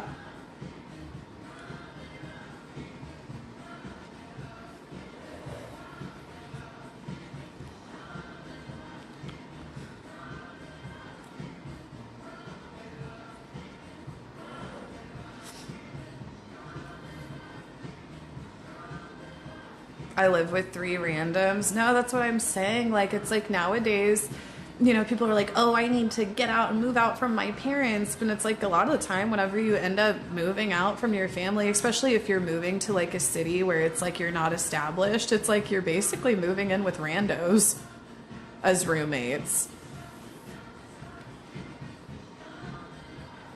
The other day I told you about both my parents passing. I now own 2 homes at 26.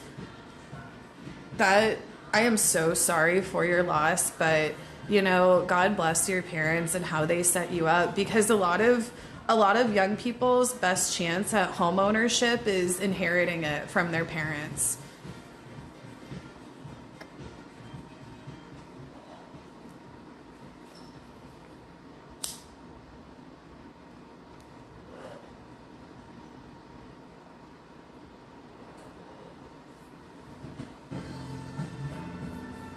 Yes, and I will never move in with randos again. I still have PTSD from my alcoholic ex-roommate.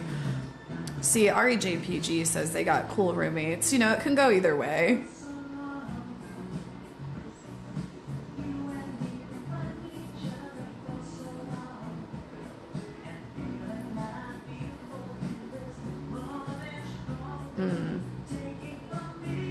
The housing crisis, though, it's insane.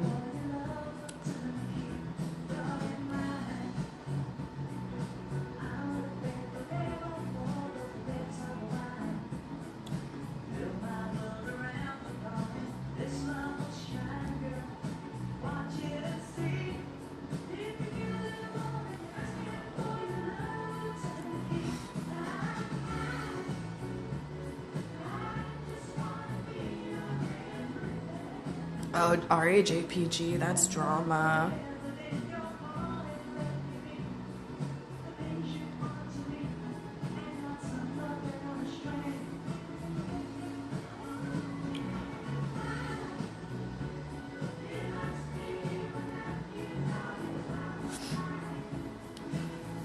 It's actually incredible how much local and national political officials do not give a flying fuck about it too. We are the movement, you know, like I don't know, it sounds cheesy, but like be the change you want to see. I don't know. Like, I feel like it's really gotten to a point that it's like we cannot look to our political leaders to lead us or to get us what we want. We have to look to one another and demand it together, you know?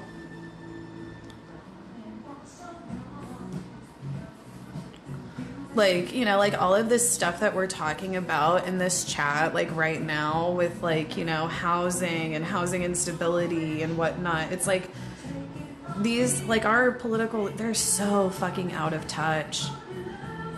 Our political leaders are so fucking out of touch from the experience of, you know, regular everyday people. Like, they don't know what we're experiencing. Only we know what we're experiencing.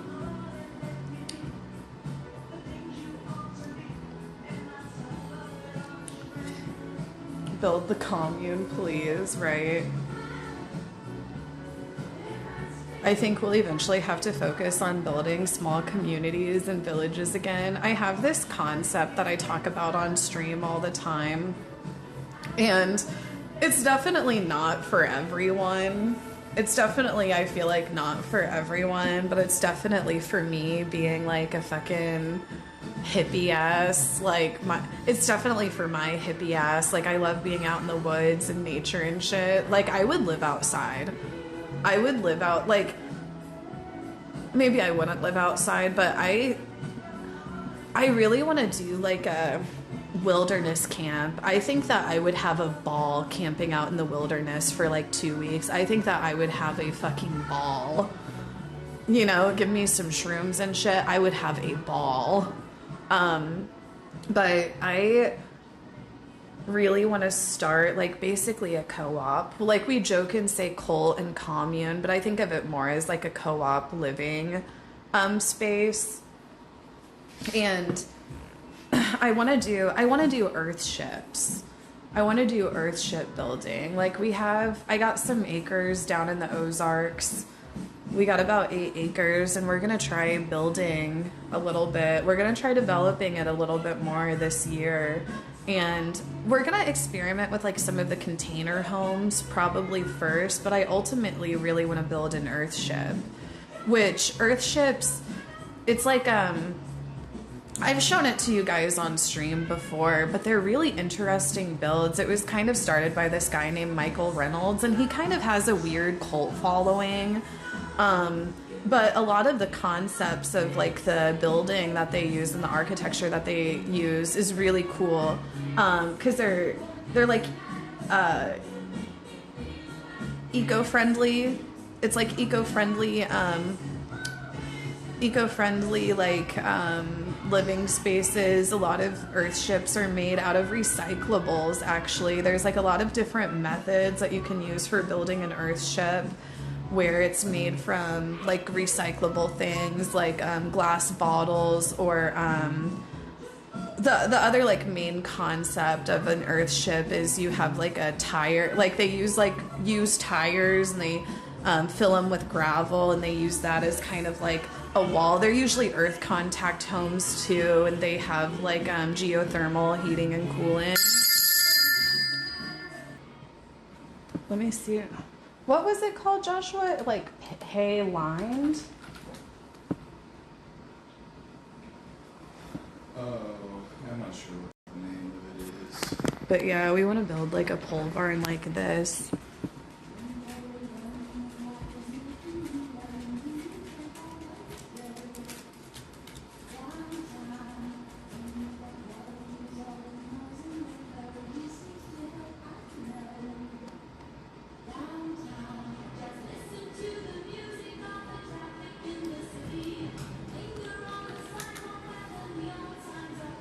I'm seeing if I can find one of them building it. Look at this GQ photo shoot, babe. He's doing GQ. Oh, that's cute. Mayheart_ just subscribed. Why do Are I we have barn so streamers many people now? watching me right now? Am I being fucking recorded and watched or some shit? Hype train Like, started. who the fuck is talking about me? I've done this thing now, whenever I start getting like more viewers, I'm like, who the fuck is talking about me now? What fucking freak has put out a hit on me? Like, I'm being watched and I'm being recorded. I have people after me and shit. Right, babe?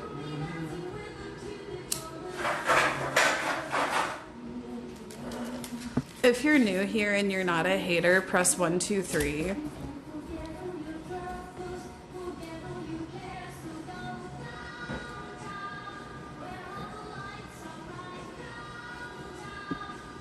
Thank you, Mayheart. Thank you, Chernobyl.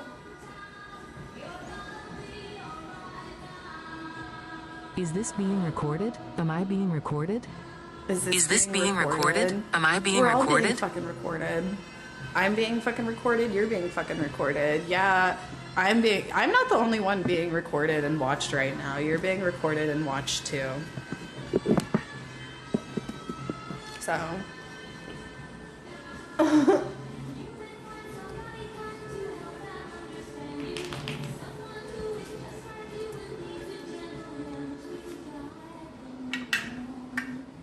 One, two, three. Hello. What's up? But yeah, we want to start building the co-op. But I have this concept of take back the village. Like, let's just go back to living in villages and remove ourselves from the cogwheel of the machine. You know what I mean? I always say, like, for me, like, I don't really care to make a lot of money. My goal is to get myself to a point where I don't have to worry about money at all. You know, which isn't to say that I want to be, like, completely self-sufficient. Like, I'm not trying to do that. That's, like, way too much fucking work.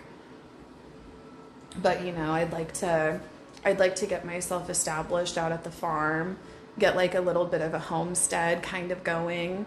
You know, see how I like it, see what we're capable of, and maybe we could try to expand. Maybe we could try to expand, buy out some land somewhere else, and, you know, do it again. You know, maybe even have a few units that are, like, kind of, like, rented out, you know, obviously at a cheap price or something. Having a community that is self-sufficient sounds like a good dream. Yeah. How many years do you have to be subbed to live on the commune? Me and my BF want to get land in Oregon and do the tiny home thing down the line. Maybe we could combine resources, Beth Metal.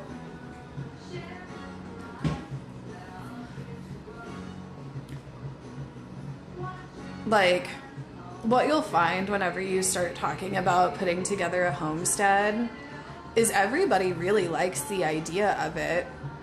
Everybody really likes the idea of it, but it's like, are you willing to, you know, put the work in and chip in? And, you know, like, so far I've just gotten as far as getting the land. You know, I still have, like, a little bit of a ways to go. You know, it's like I need to prove to myself, too.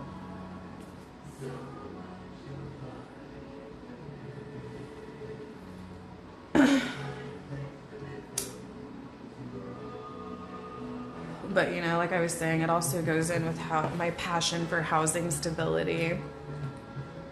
Getting internet out there is also expensive. Well, now with the Starlink, which I hate to use like some fucking Elon Musk bullshit, but I think because it's like whenever I start homesteading and really start getting out in the country a little bit more, you know, it's like I'm going to be wanting to stream it.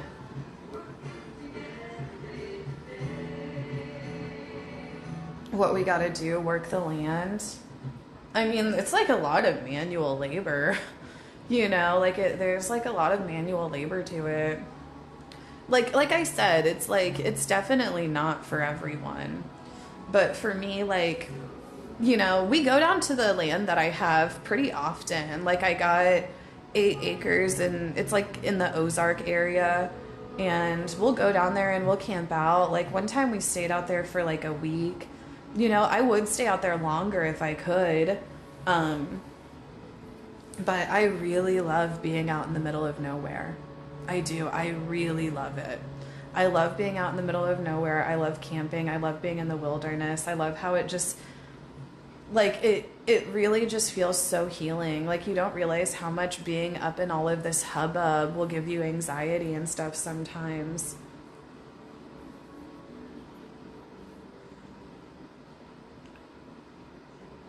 Oh, we live near the Ozarks too. It's magical. It really is a very pretty area. I mean, yeah, it's like it's red and conservative as fuck, but it's like whenever you're living in a town that has like a population of 100 people, it's like you're not even really going to see them.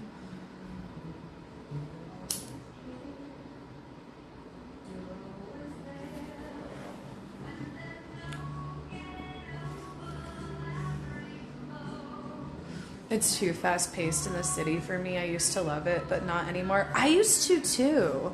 Like whenever I was younger, I was like, I hate being outside. Like whenever I was in my early 20s, I'd be like, I want to be inside. I want to be on a computer. I don't want to go camping. You know?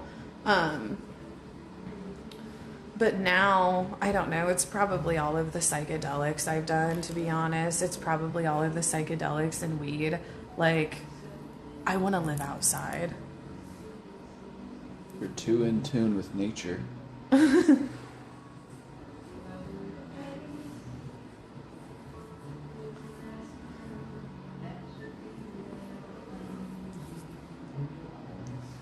If you're interested in joining the commune, I'll be conducting intake interviews. Yeah, Joshua's gonna do intake interviews. I'm too online to cut it all off, I fear. You know, it's like, I wouldn't be cut off for, like, oh, I'll have internet. I will have Starlink internet. girl, don't worry. I will have internet out Let in the them middle dig of a fiber nowhere. line out for us. It's fine.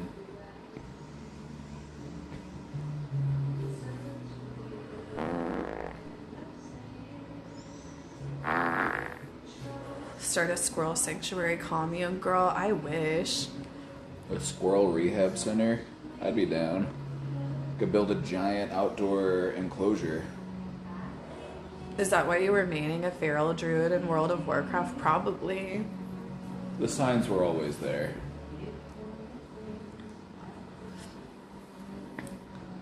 You don't mind camping for like a weekend, but you eventually need like, you know, the amenities. You've never like, You're 45 minutes from a Walmart. What else do you need? there's something very empowering about digging out a hole and shitting in it. There's something about it.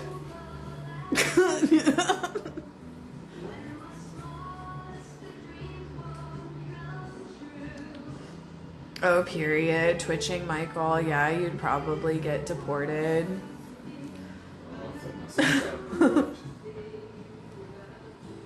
Mayheart's here. Mayheart's an OG. On my very first stream, I went IRL and I went to a Chinese buffet and I had one person watching and it was Mayheart. So I'll never forget. Is it legally possible to have a nature rehab there? Probably, yeah.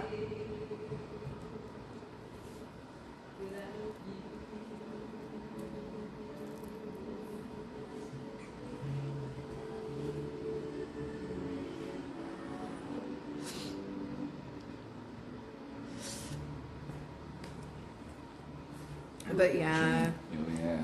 my Give take, me some of that day old bread, Goobins. my, I feel like my take back the village concept really resonates with a lot of people, and It's becoming more and more popular. they're like, there's a Wouldn't lot be of holes in surprised. it. There's a lot of holes in it. I will admit, like, how sustainable is it? How do we sustain? You know what I mean? There's I there's feel some like- figuring out to do for sure. I feel like, you know, we might even see more like government initiatives to try to get more people homesteading because it really is so popular, and we're also fucking over all of the like farmers and shit, so we're gonna like need people moving out to like rural areas because there is just such a drain. Everybody's moved away. Yeah, I'm ready And so I wouldn't to. be surprised if they start giving some more incentives to get people to move out to the country again. We'll I see. don't know. I just don't see them doing it because they want people in the machine. You know? Yeah, but we also need to eat, is the thing. You know, somebody's got to be out there raising the cows and the chickens and the corn. But yeah, I think that the idea of homesteading or co-op living or, you know, moving out to the country and saying fuck it resonates with a lot of people because they're tired of being part of the machine. Yep. You know, they know that they're never going to find like true rest, relaxation, happiness in it. You know, it just feels like a constant Right. grind and you feel like you don't even get anything out of it. Right. We might have to have a bunkhouse if there's too many people while we work on building all of the individual domiciles. The Might land. need a bunkhouse. The land that we got out in the Ozarks. So my family and it's like some of these are like distant relatives, but like the area that I got this acreage at, it's like family farmland. I think my family owns about like 500 acres altogether in that area. And it was originally bought by like my great great grandfather, who was a priest for the Mormon church. He bought out all of this fucking land because his plan was to basically start like, you know, doing a bit of a homestead and like having it set up for other people in the church to live on and shit. There's even some plots that are like still owned by, I guess, some like church member friends from like 50 years ago or some shit. Right. And whenever you drive around the farmland, because it's like I said, I have like 8 acres down there, but there's like, you know, we have access to like a lot of fucking land down there. Like we can, like we'll just usually go out into the wilderness, and there's like a river, there's like a pretty decent sized river that runs through there. You know, there's like some gravel paths that have been made by like some of the other family down there. I think that there's maybe like 7 different family members that live down there, but a lot of the plots are just owned by like fucking old people that have like trusts on it that have probably owned it for like 50, 60 years. And I don't know, I want to start watching more because I want to try to buy some more land, you know, as some of these people are probably like, Right. you know, like I said, a lot of it's just like these old ass We've fucking got people. plenty to work on already because people underestimate how big an acre is. Right. Like you can do quite a bit with 5 acres. But there's like some interesting spots down there. Like there's this old bunkhouse that there's this, what do they call it? I can't remember what they call it, but there's like some old houses down there that I guess my grandfather, like he built them, you know, and they Yeah. built them with just like some of the materials that they got on the land. Like a lot of the farmland out there that is like cleared out, it was like cleared out by my great great grandfather. And there's even like this big, because there's like a lot, there's a lot of natural springs down there, which is really nice. There's like this one really big pond. It's like this huge pond, very clear, crystal clear water because it's a spring fed pond. And I guess my great great grandfather, he found this spring like 50, 60 years ago, or maybe even longer. And he started digging out this pond by hand because he knew that it would eventually be filled with the spring water. Right. You know, like planting trees so that people you'll never even know will be able to rest underneath its shade or what the fuck ever they say type shit. Build a house out of it. Yeah. And Thinking about those that now come it's just like after. this huge, beautiful pond. I have 5 acres, but we are in Texas. It's vacant, and I think of it as my wildlife preserve. Oh, period.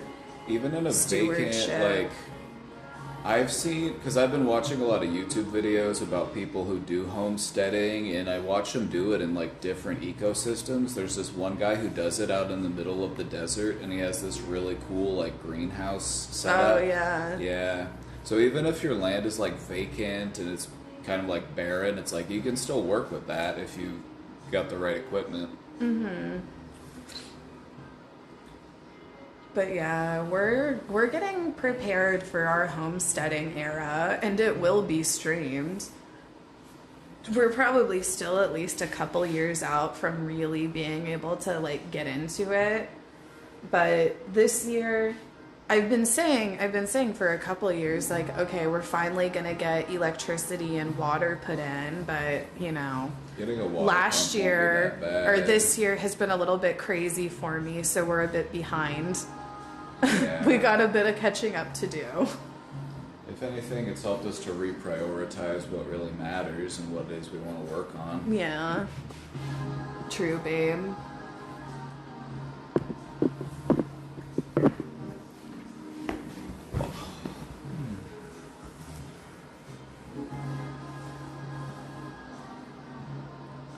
So expensive to get that shit in. Oh my god, I know. It depends. honestly. The water actually If you're won't be like that 5 difficult. miles away from the nearest electrical pole, then yes, that's going to Mm-hmm. be very expensive to have them run electricity over all that distance. But we're only like a couple hundred yards Yeah, we're pretty from the nearest close. electrical pole, Yeah, so it's not really we're going to pretty be that close bad. to being into the grid, and then because there's so many, because there's so many natural springs down there, the water, like how far they'll have to dig to be able to hit water isn't that far. Right. Like we might even be able to like rent some equipment. I don't know how expensive that would be, but to get somebody to come out and drill a well with like a water pump, that wouldn't be too Right. bad. Right, the water wars. Then again, it's like I sell wire at my job. Oh, like wire for like running like electrical and shit. We plan on like digging out the trench to run the electrical ourselves, but then I was like, we'll have to like get a company to come out and run the wire. yeah, if we however want to that get it done works. underground, we can do that, and then just have them put in like a power box. But yeah, I want to film it all. I want to document the process, and also probably the cost as well. We're Whenever gonna we need build somebody our to hold first, the camera then, because I'm gonna be busy digging holes and right? swinging pickaxes, and I'm gonna have my hands full.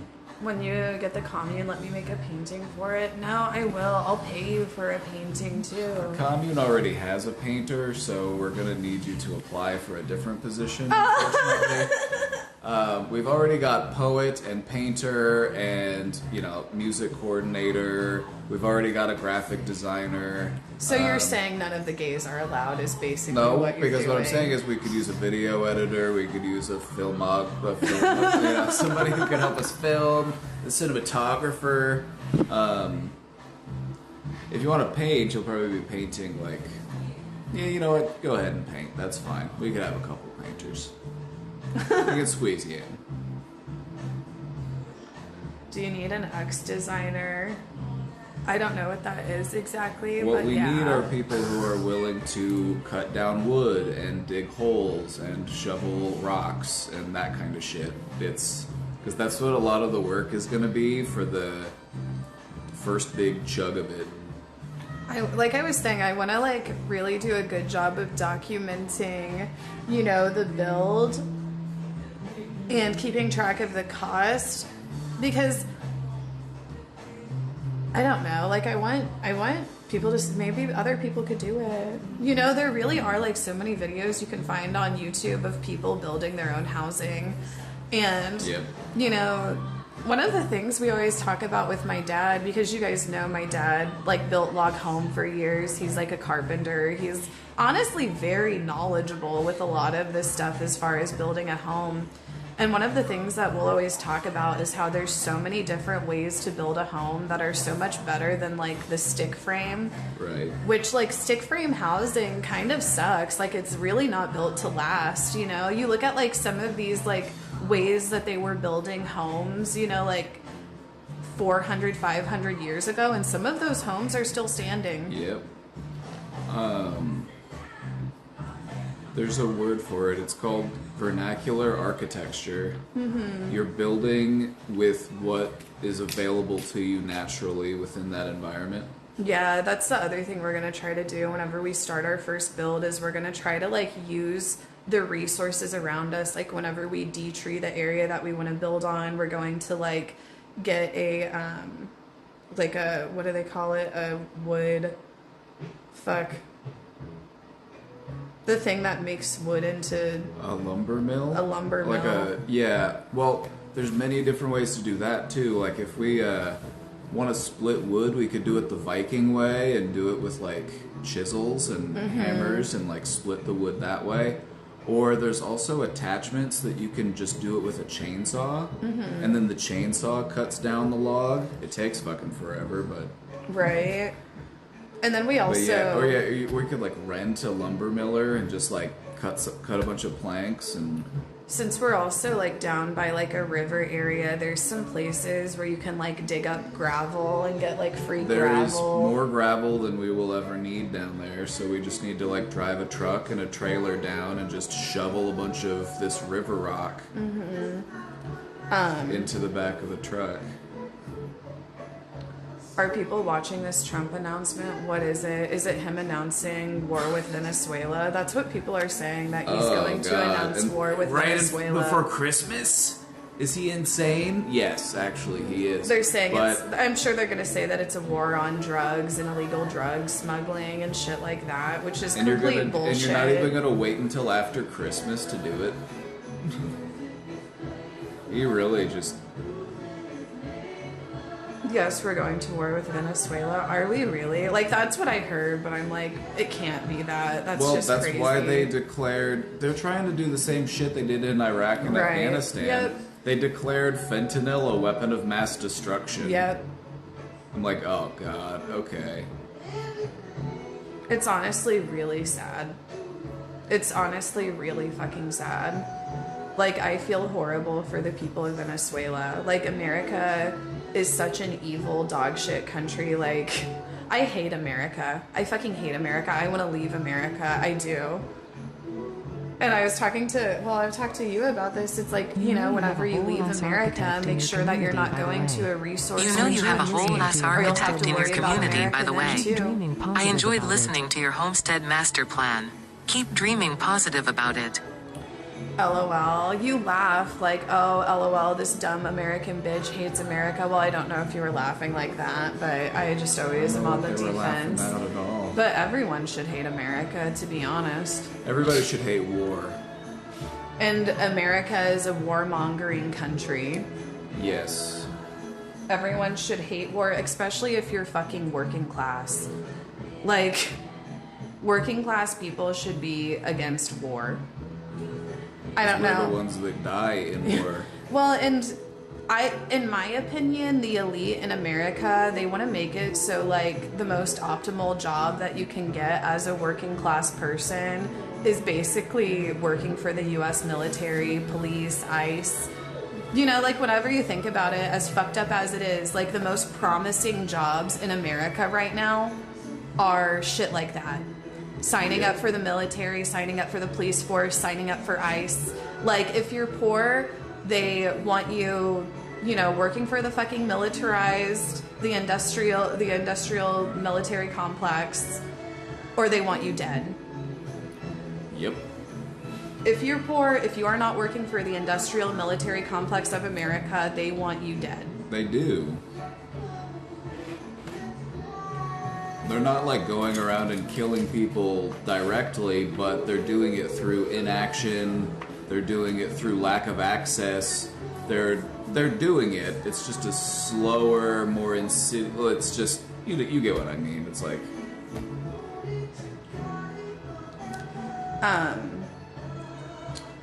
it's a real let them eat cake moment.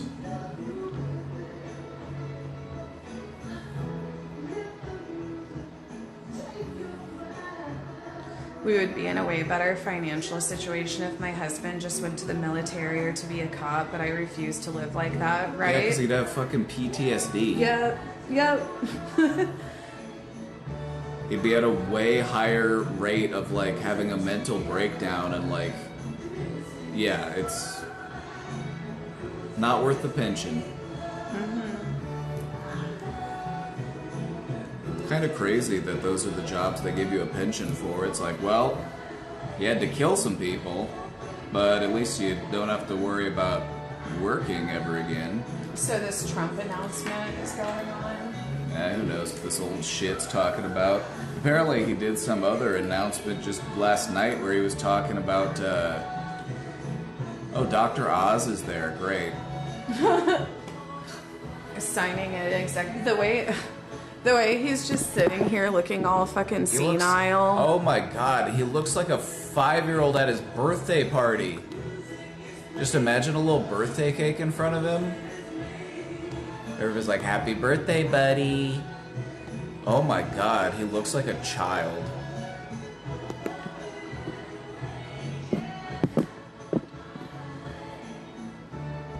It triggers me whenever people act all offended whenever you say you hate America. It's like we should all I fucking. don't If you're hate, poor, Okay, so let's clarify. We don't hate the American people. We don't hate the idea of America. We hate what the American government does because it does a lot to add to the suffering of the world. right? And Like that shit really fucking sucks. And also, we don't have shit to show for it because we are just. We have such a lack of access. Things just aren't that good for the average American. Alexa, pause. Okay, what are they saying? Cancer psychiatrist and medical cannabis researcher at the Dana-Farber Cancer Institute. It's about weed. Over the past decade, federal investment in research has helped transform cancer care. People are living longer than ever before. But cancer care is not only about treating the tumor, it's also It's about addressing the weed. anxiety, It's about CBD. Is he gonna legalize weed? symptoms that can introduce He's got some doctors behind him talking about how medical cannabis helps with cancer. So I feel like this has been something they've been holding in their back pocket. They're like, yeah, They really well, need we'll a give win. them weed. We Right? really need a win. Let's give them weed. they've been holding on to this for a while. They're like, wait until everybody's really pissed off, and then we'll just legalize weed finally, even though it's legal in like over half the states. Honestly, I feel like the weed industry is something that we should actively be talking about unionizing as well. I don't The know. weed industry. I do. The I think illegal that weed industry is actually crazy in California. Mm-hmm. There's a whole like underground like black market of weed growers. They have like huge operations out in the fucking desert. I think that like the weed industry is such a, you know, there's so much money to be made in the weed industry, I think, and I think like the workers, like bud tenders and whatnot, like I don't think that they're paid enough in comparison to how much like this industry is able to profit.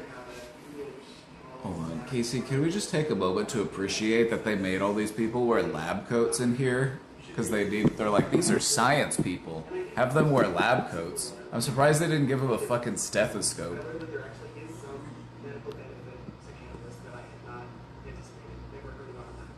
Alright, so they're talking about the medical benefit of cannabis. Trump's fallen asleep. Oh my god. He's tired. Look at him. He's napping. He's dozing off. Got his eyes closed. I don't trust anybody wearing a bow tie. I'm glad that, you know, Bill Nye stopped wearing one. I just can't trust him. Well, I think he still does, actually. So that's why I'm just kind of sussy. Anytime I see a guy in a bow tie, I'm just... I hate America. Do I really need to stop saying I hate America? Because they're gonna like put me in No, prison you just for need it, to be aren't more they? specific. Like as in what? Well, whenever you say I hate America, people interpret that 5 million different ways. You should tell them exactly what it is you hate, so that there's no room for misinterpretation.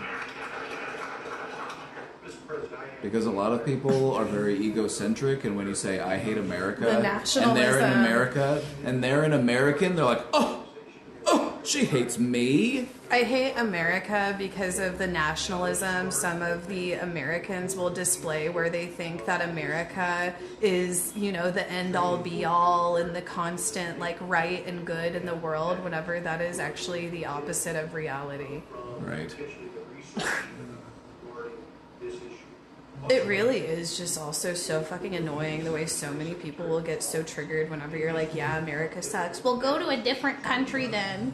Like, bitch, I have the right to say that because I'm in America. That's my First Amendment right. So I love America for allowing me to criticize America. If you hate America, just leave, right? So I can go somewhere else where America will declare war and kill me. Yeah, I could go live somewhere else so that I can worry about getting bombed by America. Right. Like, You've got a brain, try using it, you know?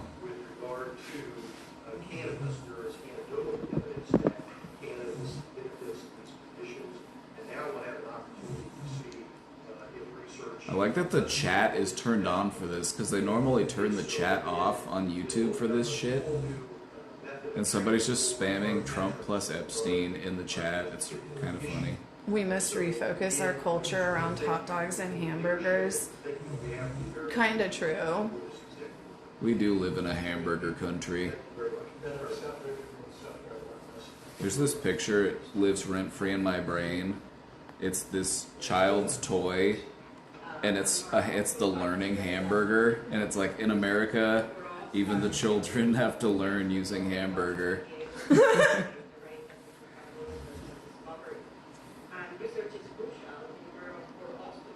Oh, I need to. My mom's probably messaging. I need to leave probably about in 30 minutes. I need to leave in 30 minutes. I said I was meeting my mom at the vet. Cultured Pork just subscribed. Cultured pork, thank you. Welcome. This is kind of...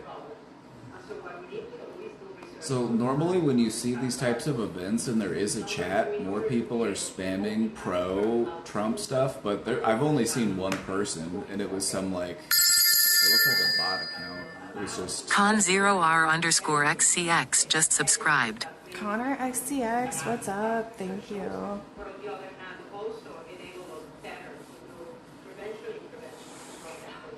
I guess I need to roll a joint. Hot dog, baby, For the hot road. dog, woo woo. Hot dog, baby, hot dog, woo woo. How do you like your hot dog? Get your red hots here. Oh my God, they brought out RFK Jr. No, hold on, turn it on.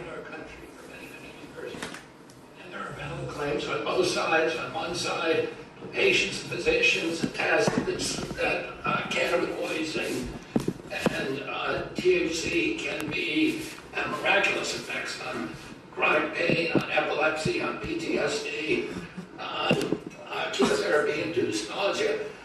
My friend Howard Ketzer, without whom we wouldn't be here today. I cannot believe Cheryl Hines. Drove this Right. this Girl. change in the schedule. And he You did it talk because about of how his own she be at experience. work now because of it. I'm like, And mitigating the impacts of chemotherapy is nothing to gain from this. He just saw something that worked for him, that worked for thousands of other Americans, and he wants to make it available to them. On the other side, there are valid claims about the negative impacts, about addiction, about psychosis, about adverse public health impacts, and impacts particularly on young people. So we haven't the evidence on all of these is anecdotal and it's hypothetical because we have not been able to do scientific studies. There is no he sounds like a ghost. there is no standardized He dose. sounds like if you're... And if you don't have standardized dosing, anything that you Haunted. do is comparing apples to pears. And we don't know the difference between botanicals and synthetics, and all of these questions we're now going to be able to answer. 5 administrations have promised to act on this issue. The Biden administration promised to do this, and the proposal began during the Biden administration. It got mired down in the chaos What is he and yapping inertia about? and disorganization. And I want to thank President Trump, who made the promise during the 2024 election that he was going to come in and solve this issue, that he was going to take decisive action, and he has kept that promise today. And so thank you for President Trump for your vision. And because of that, we will have answers very soon. This will find There's this way Atticus will smile that just cracks me up. questions for the American people. So they're not even legalizing weed, they're just they're reclassifying weed. Whatever. They're not even legalizing it, they're just Joe Biden do that reclassifying already? it. Honestly, it's like to all of the stoners, we're just like, we don't give a fuck. We've been smoking weed whenever it was illegal too. Like, it's We'll been stay illegal smoking for a weed. while.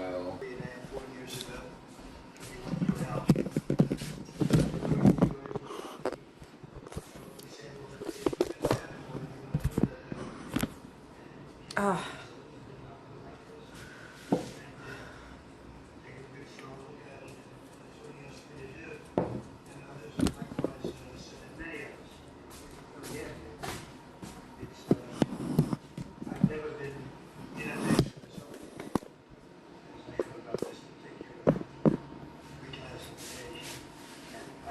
Just reclassifying it? Whatever. Who gives a shit? Just legalize it.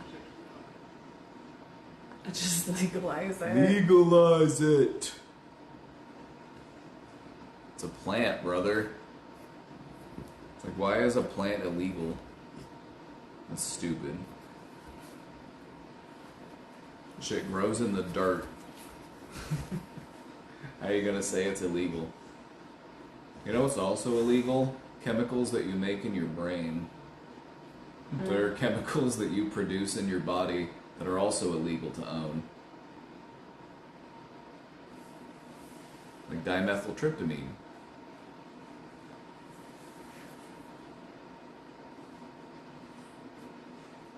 He looks like he's having the time of his life when he's signing that with... He's like, hey, like, no auto pen here, brother. Don't worry, I got this. It looks like a child coloring with a crayon. And he's like, I did it, I did it, yeah, I did it. Somebody Now it said, looks like let's he's pooping taste in his lib diaper. tears, MAGA Trump 2028. Just said, let's taste the lib tears. The libs are so upset that they reclassified weed. Everybody knows that they're a Russian troll. You don't even see people like you used to see people like that in real life, but not anymore. It's like they're like there's just such little support for him now. It's crazy. Oh, he's covering up that right hand. Can't let him see that you've been getting those Lasix for your congestive heart failure. What is he saying now? The stocks are up through the roof over. Oh stocks yeah, are the up. stocks are up. Hell yeah, brother. As they normally do before they let that money go crash. to the people directly and let the people buy their own health care. And they'll get much better health care than they get with the Unaffordable Care Act, as it's known by a lot of people. It is virtually unaffordable for people. Did you It's see a they bad added a thing. We plaque have a great thing. under Let the money go Obama's directly to portrait the at the people White and let House them where buy they're their just own talking healthcare. shit on An them? urgent problem, Mr. President. Is there anything you want to crazy. do now, Mr. President? Can I answer, Mr. This President? is going to be right now, as far as I'm concerned. Good. We just got data today. You have federal exchanges where people come shopping through the ACA. And the president hasn't heard this yet, but we talked to the team. The percentage change from last year was down 2.7 to 2.8%. Not the massive numbers that have been predicted. And there's many Not Dr. Yeah, get Dr. Oz. Dr. Oz in here. This is crazy. Well, let's go into the green room. Let's go into the green room, babe. Order is he signing? It's some bullshit. They're reclassifying weed. It's like, just legalize it.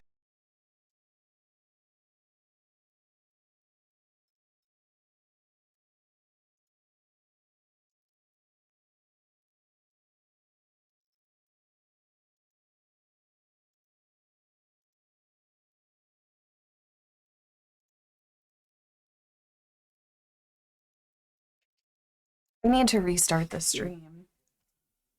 Hold on. We're on day 5, uncapped.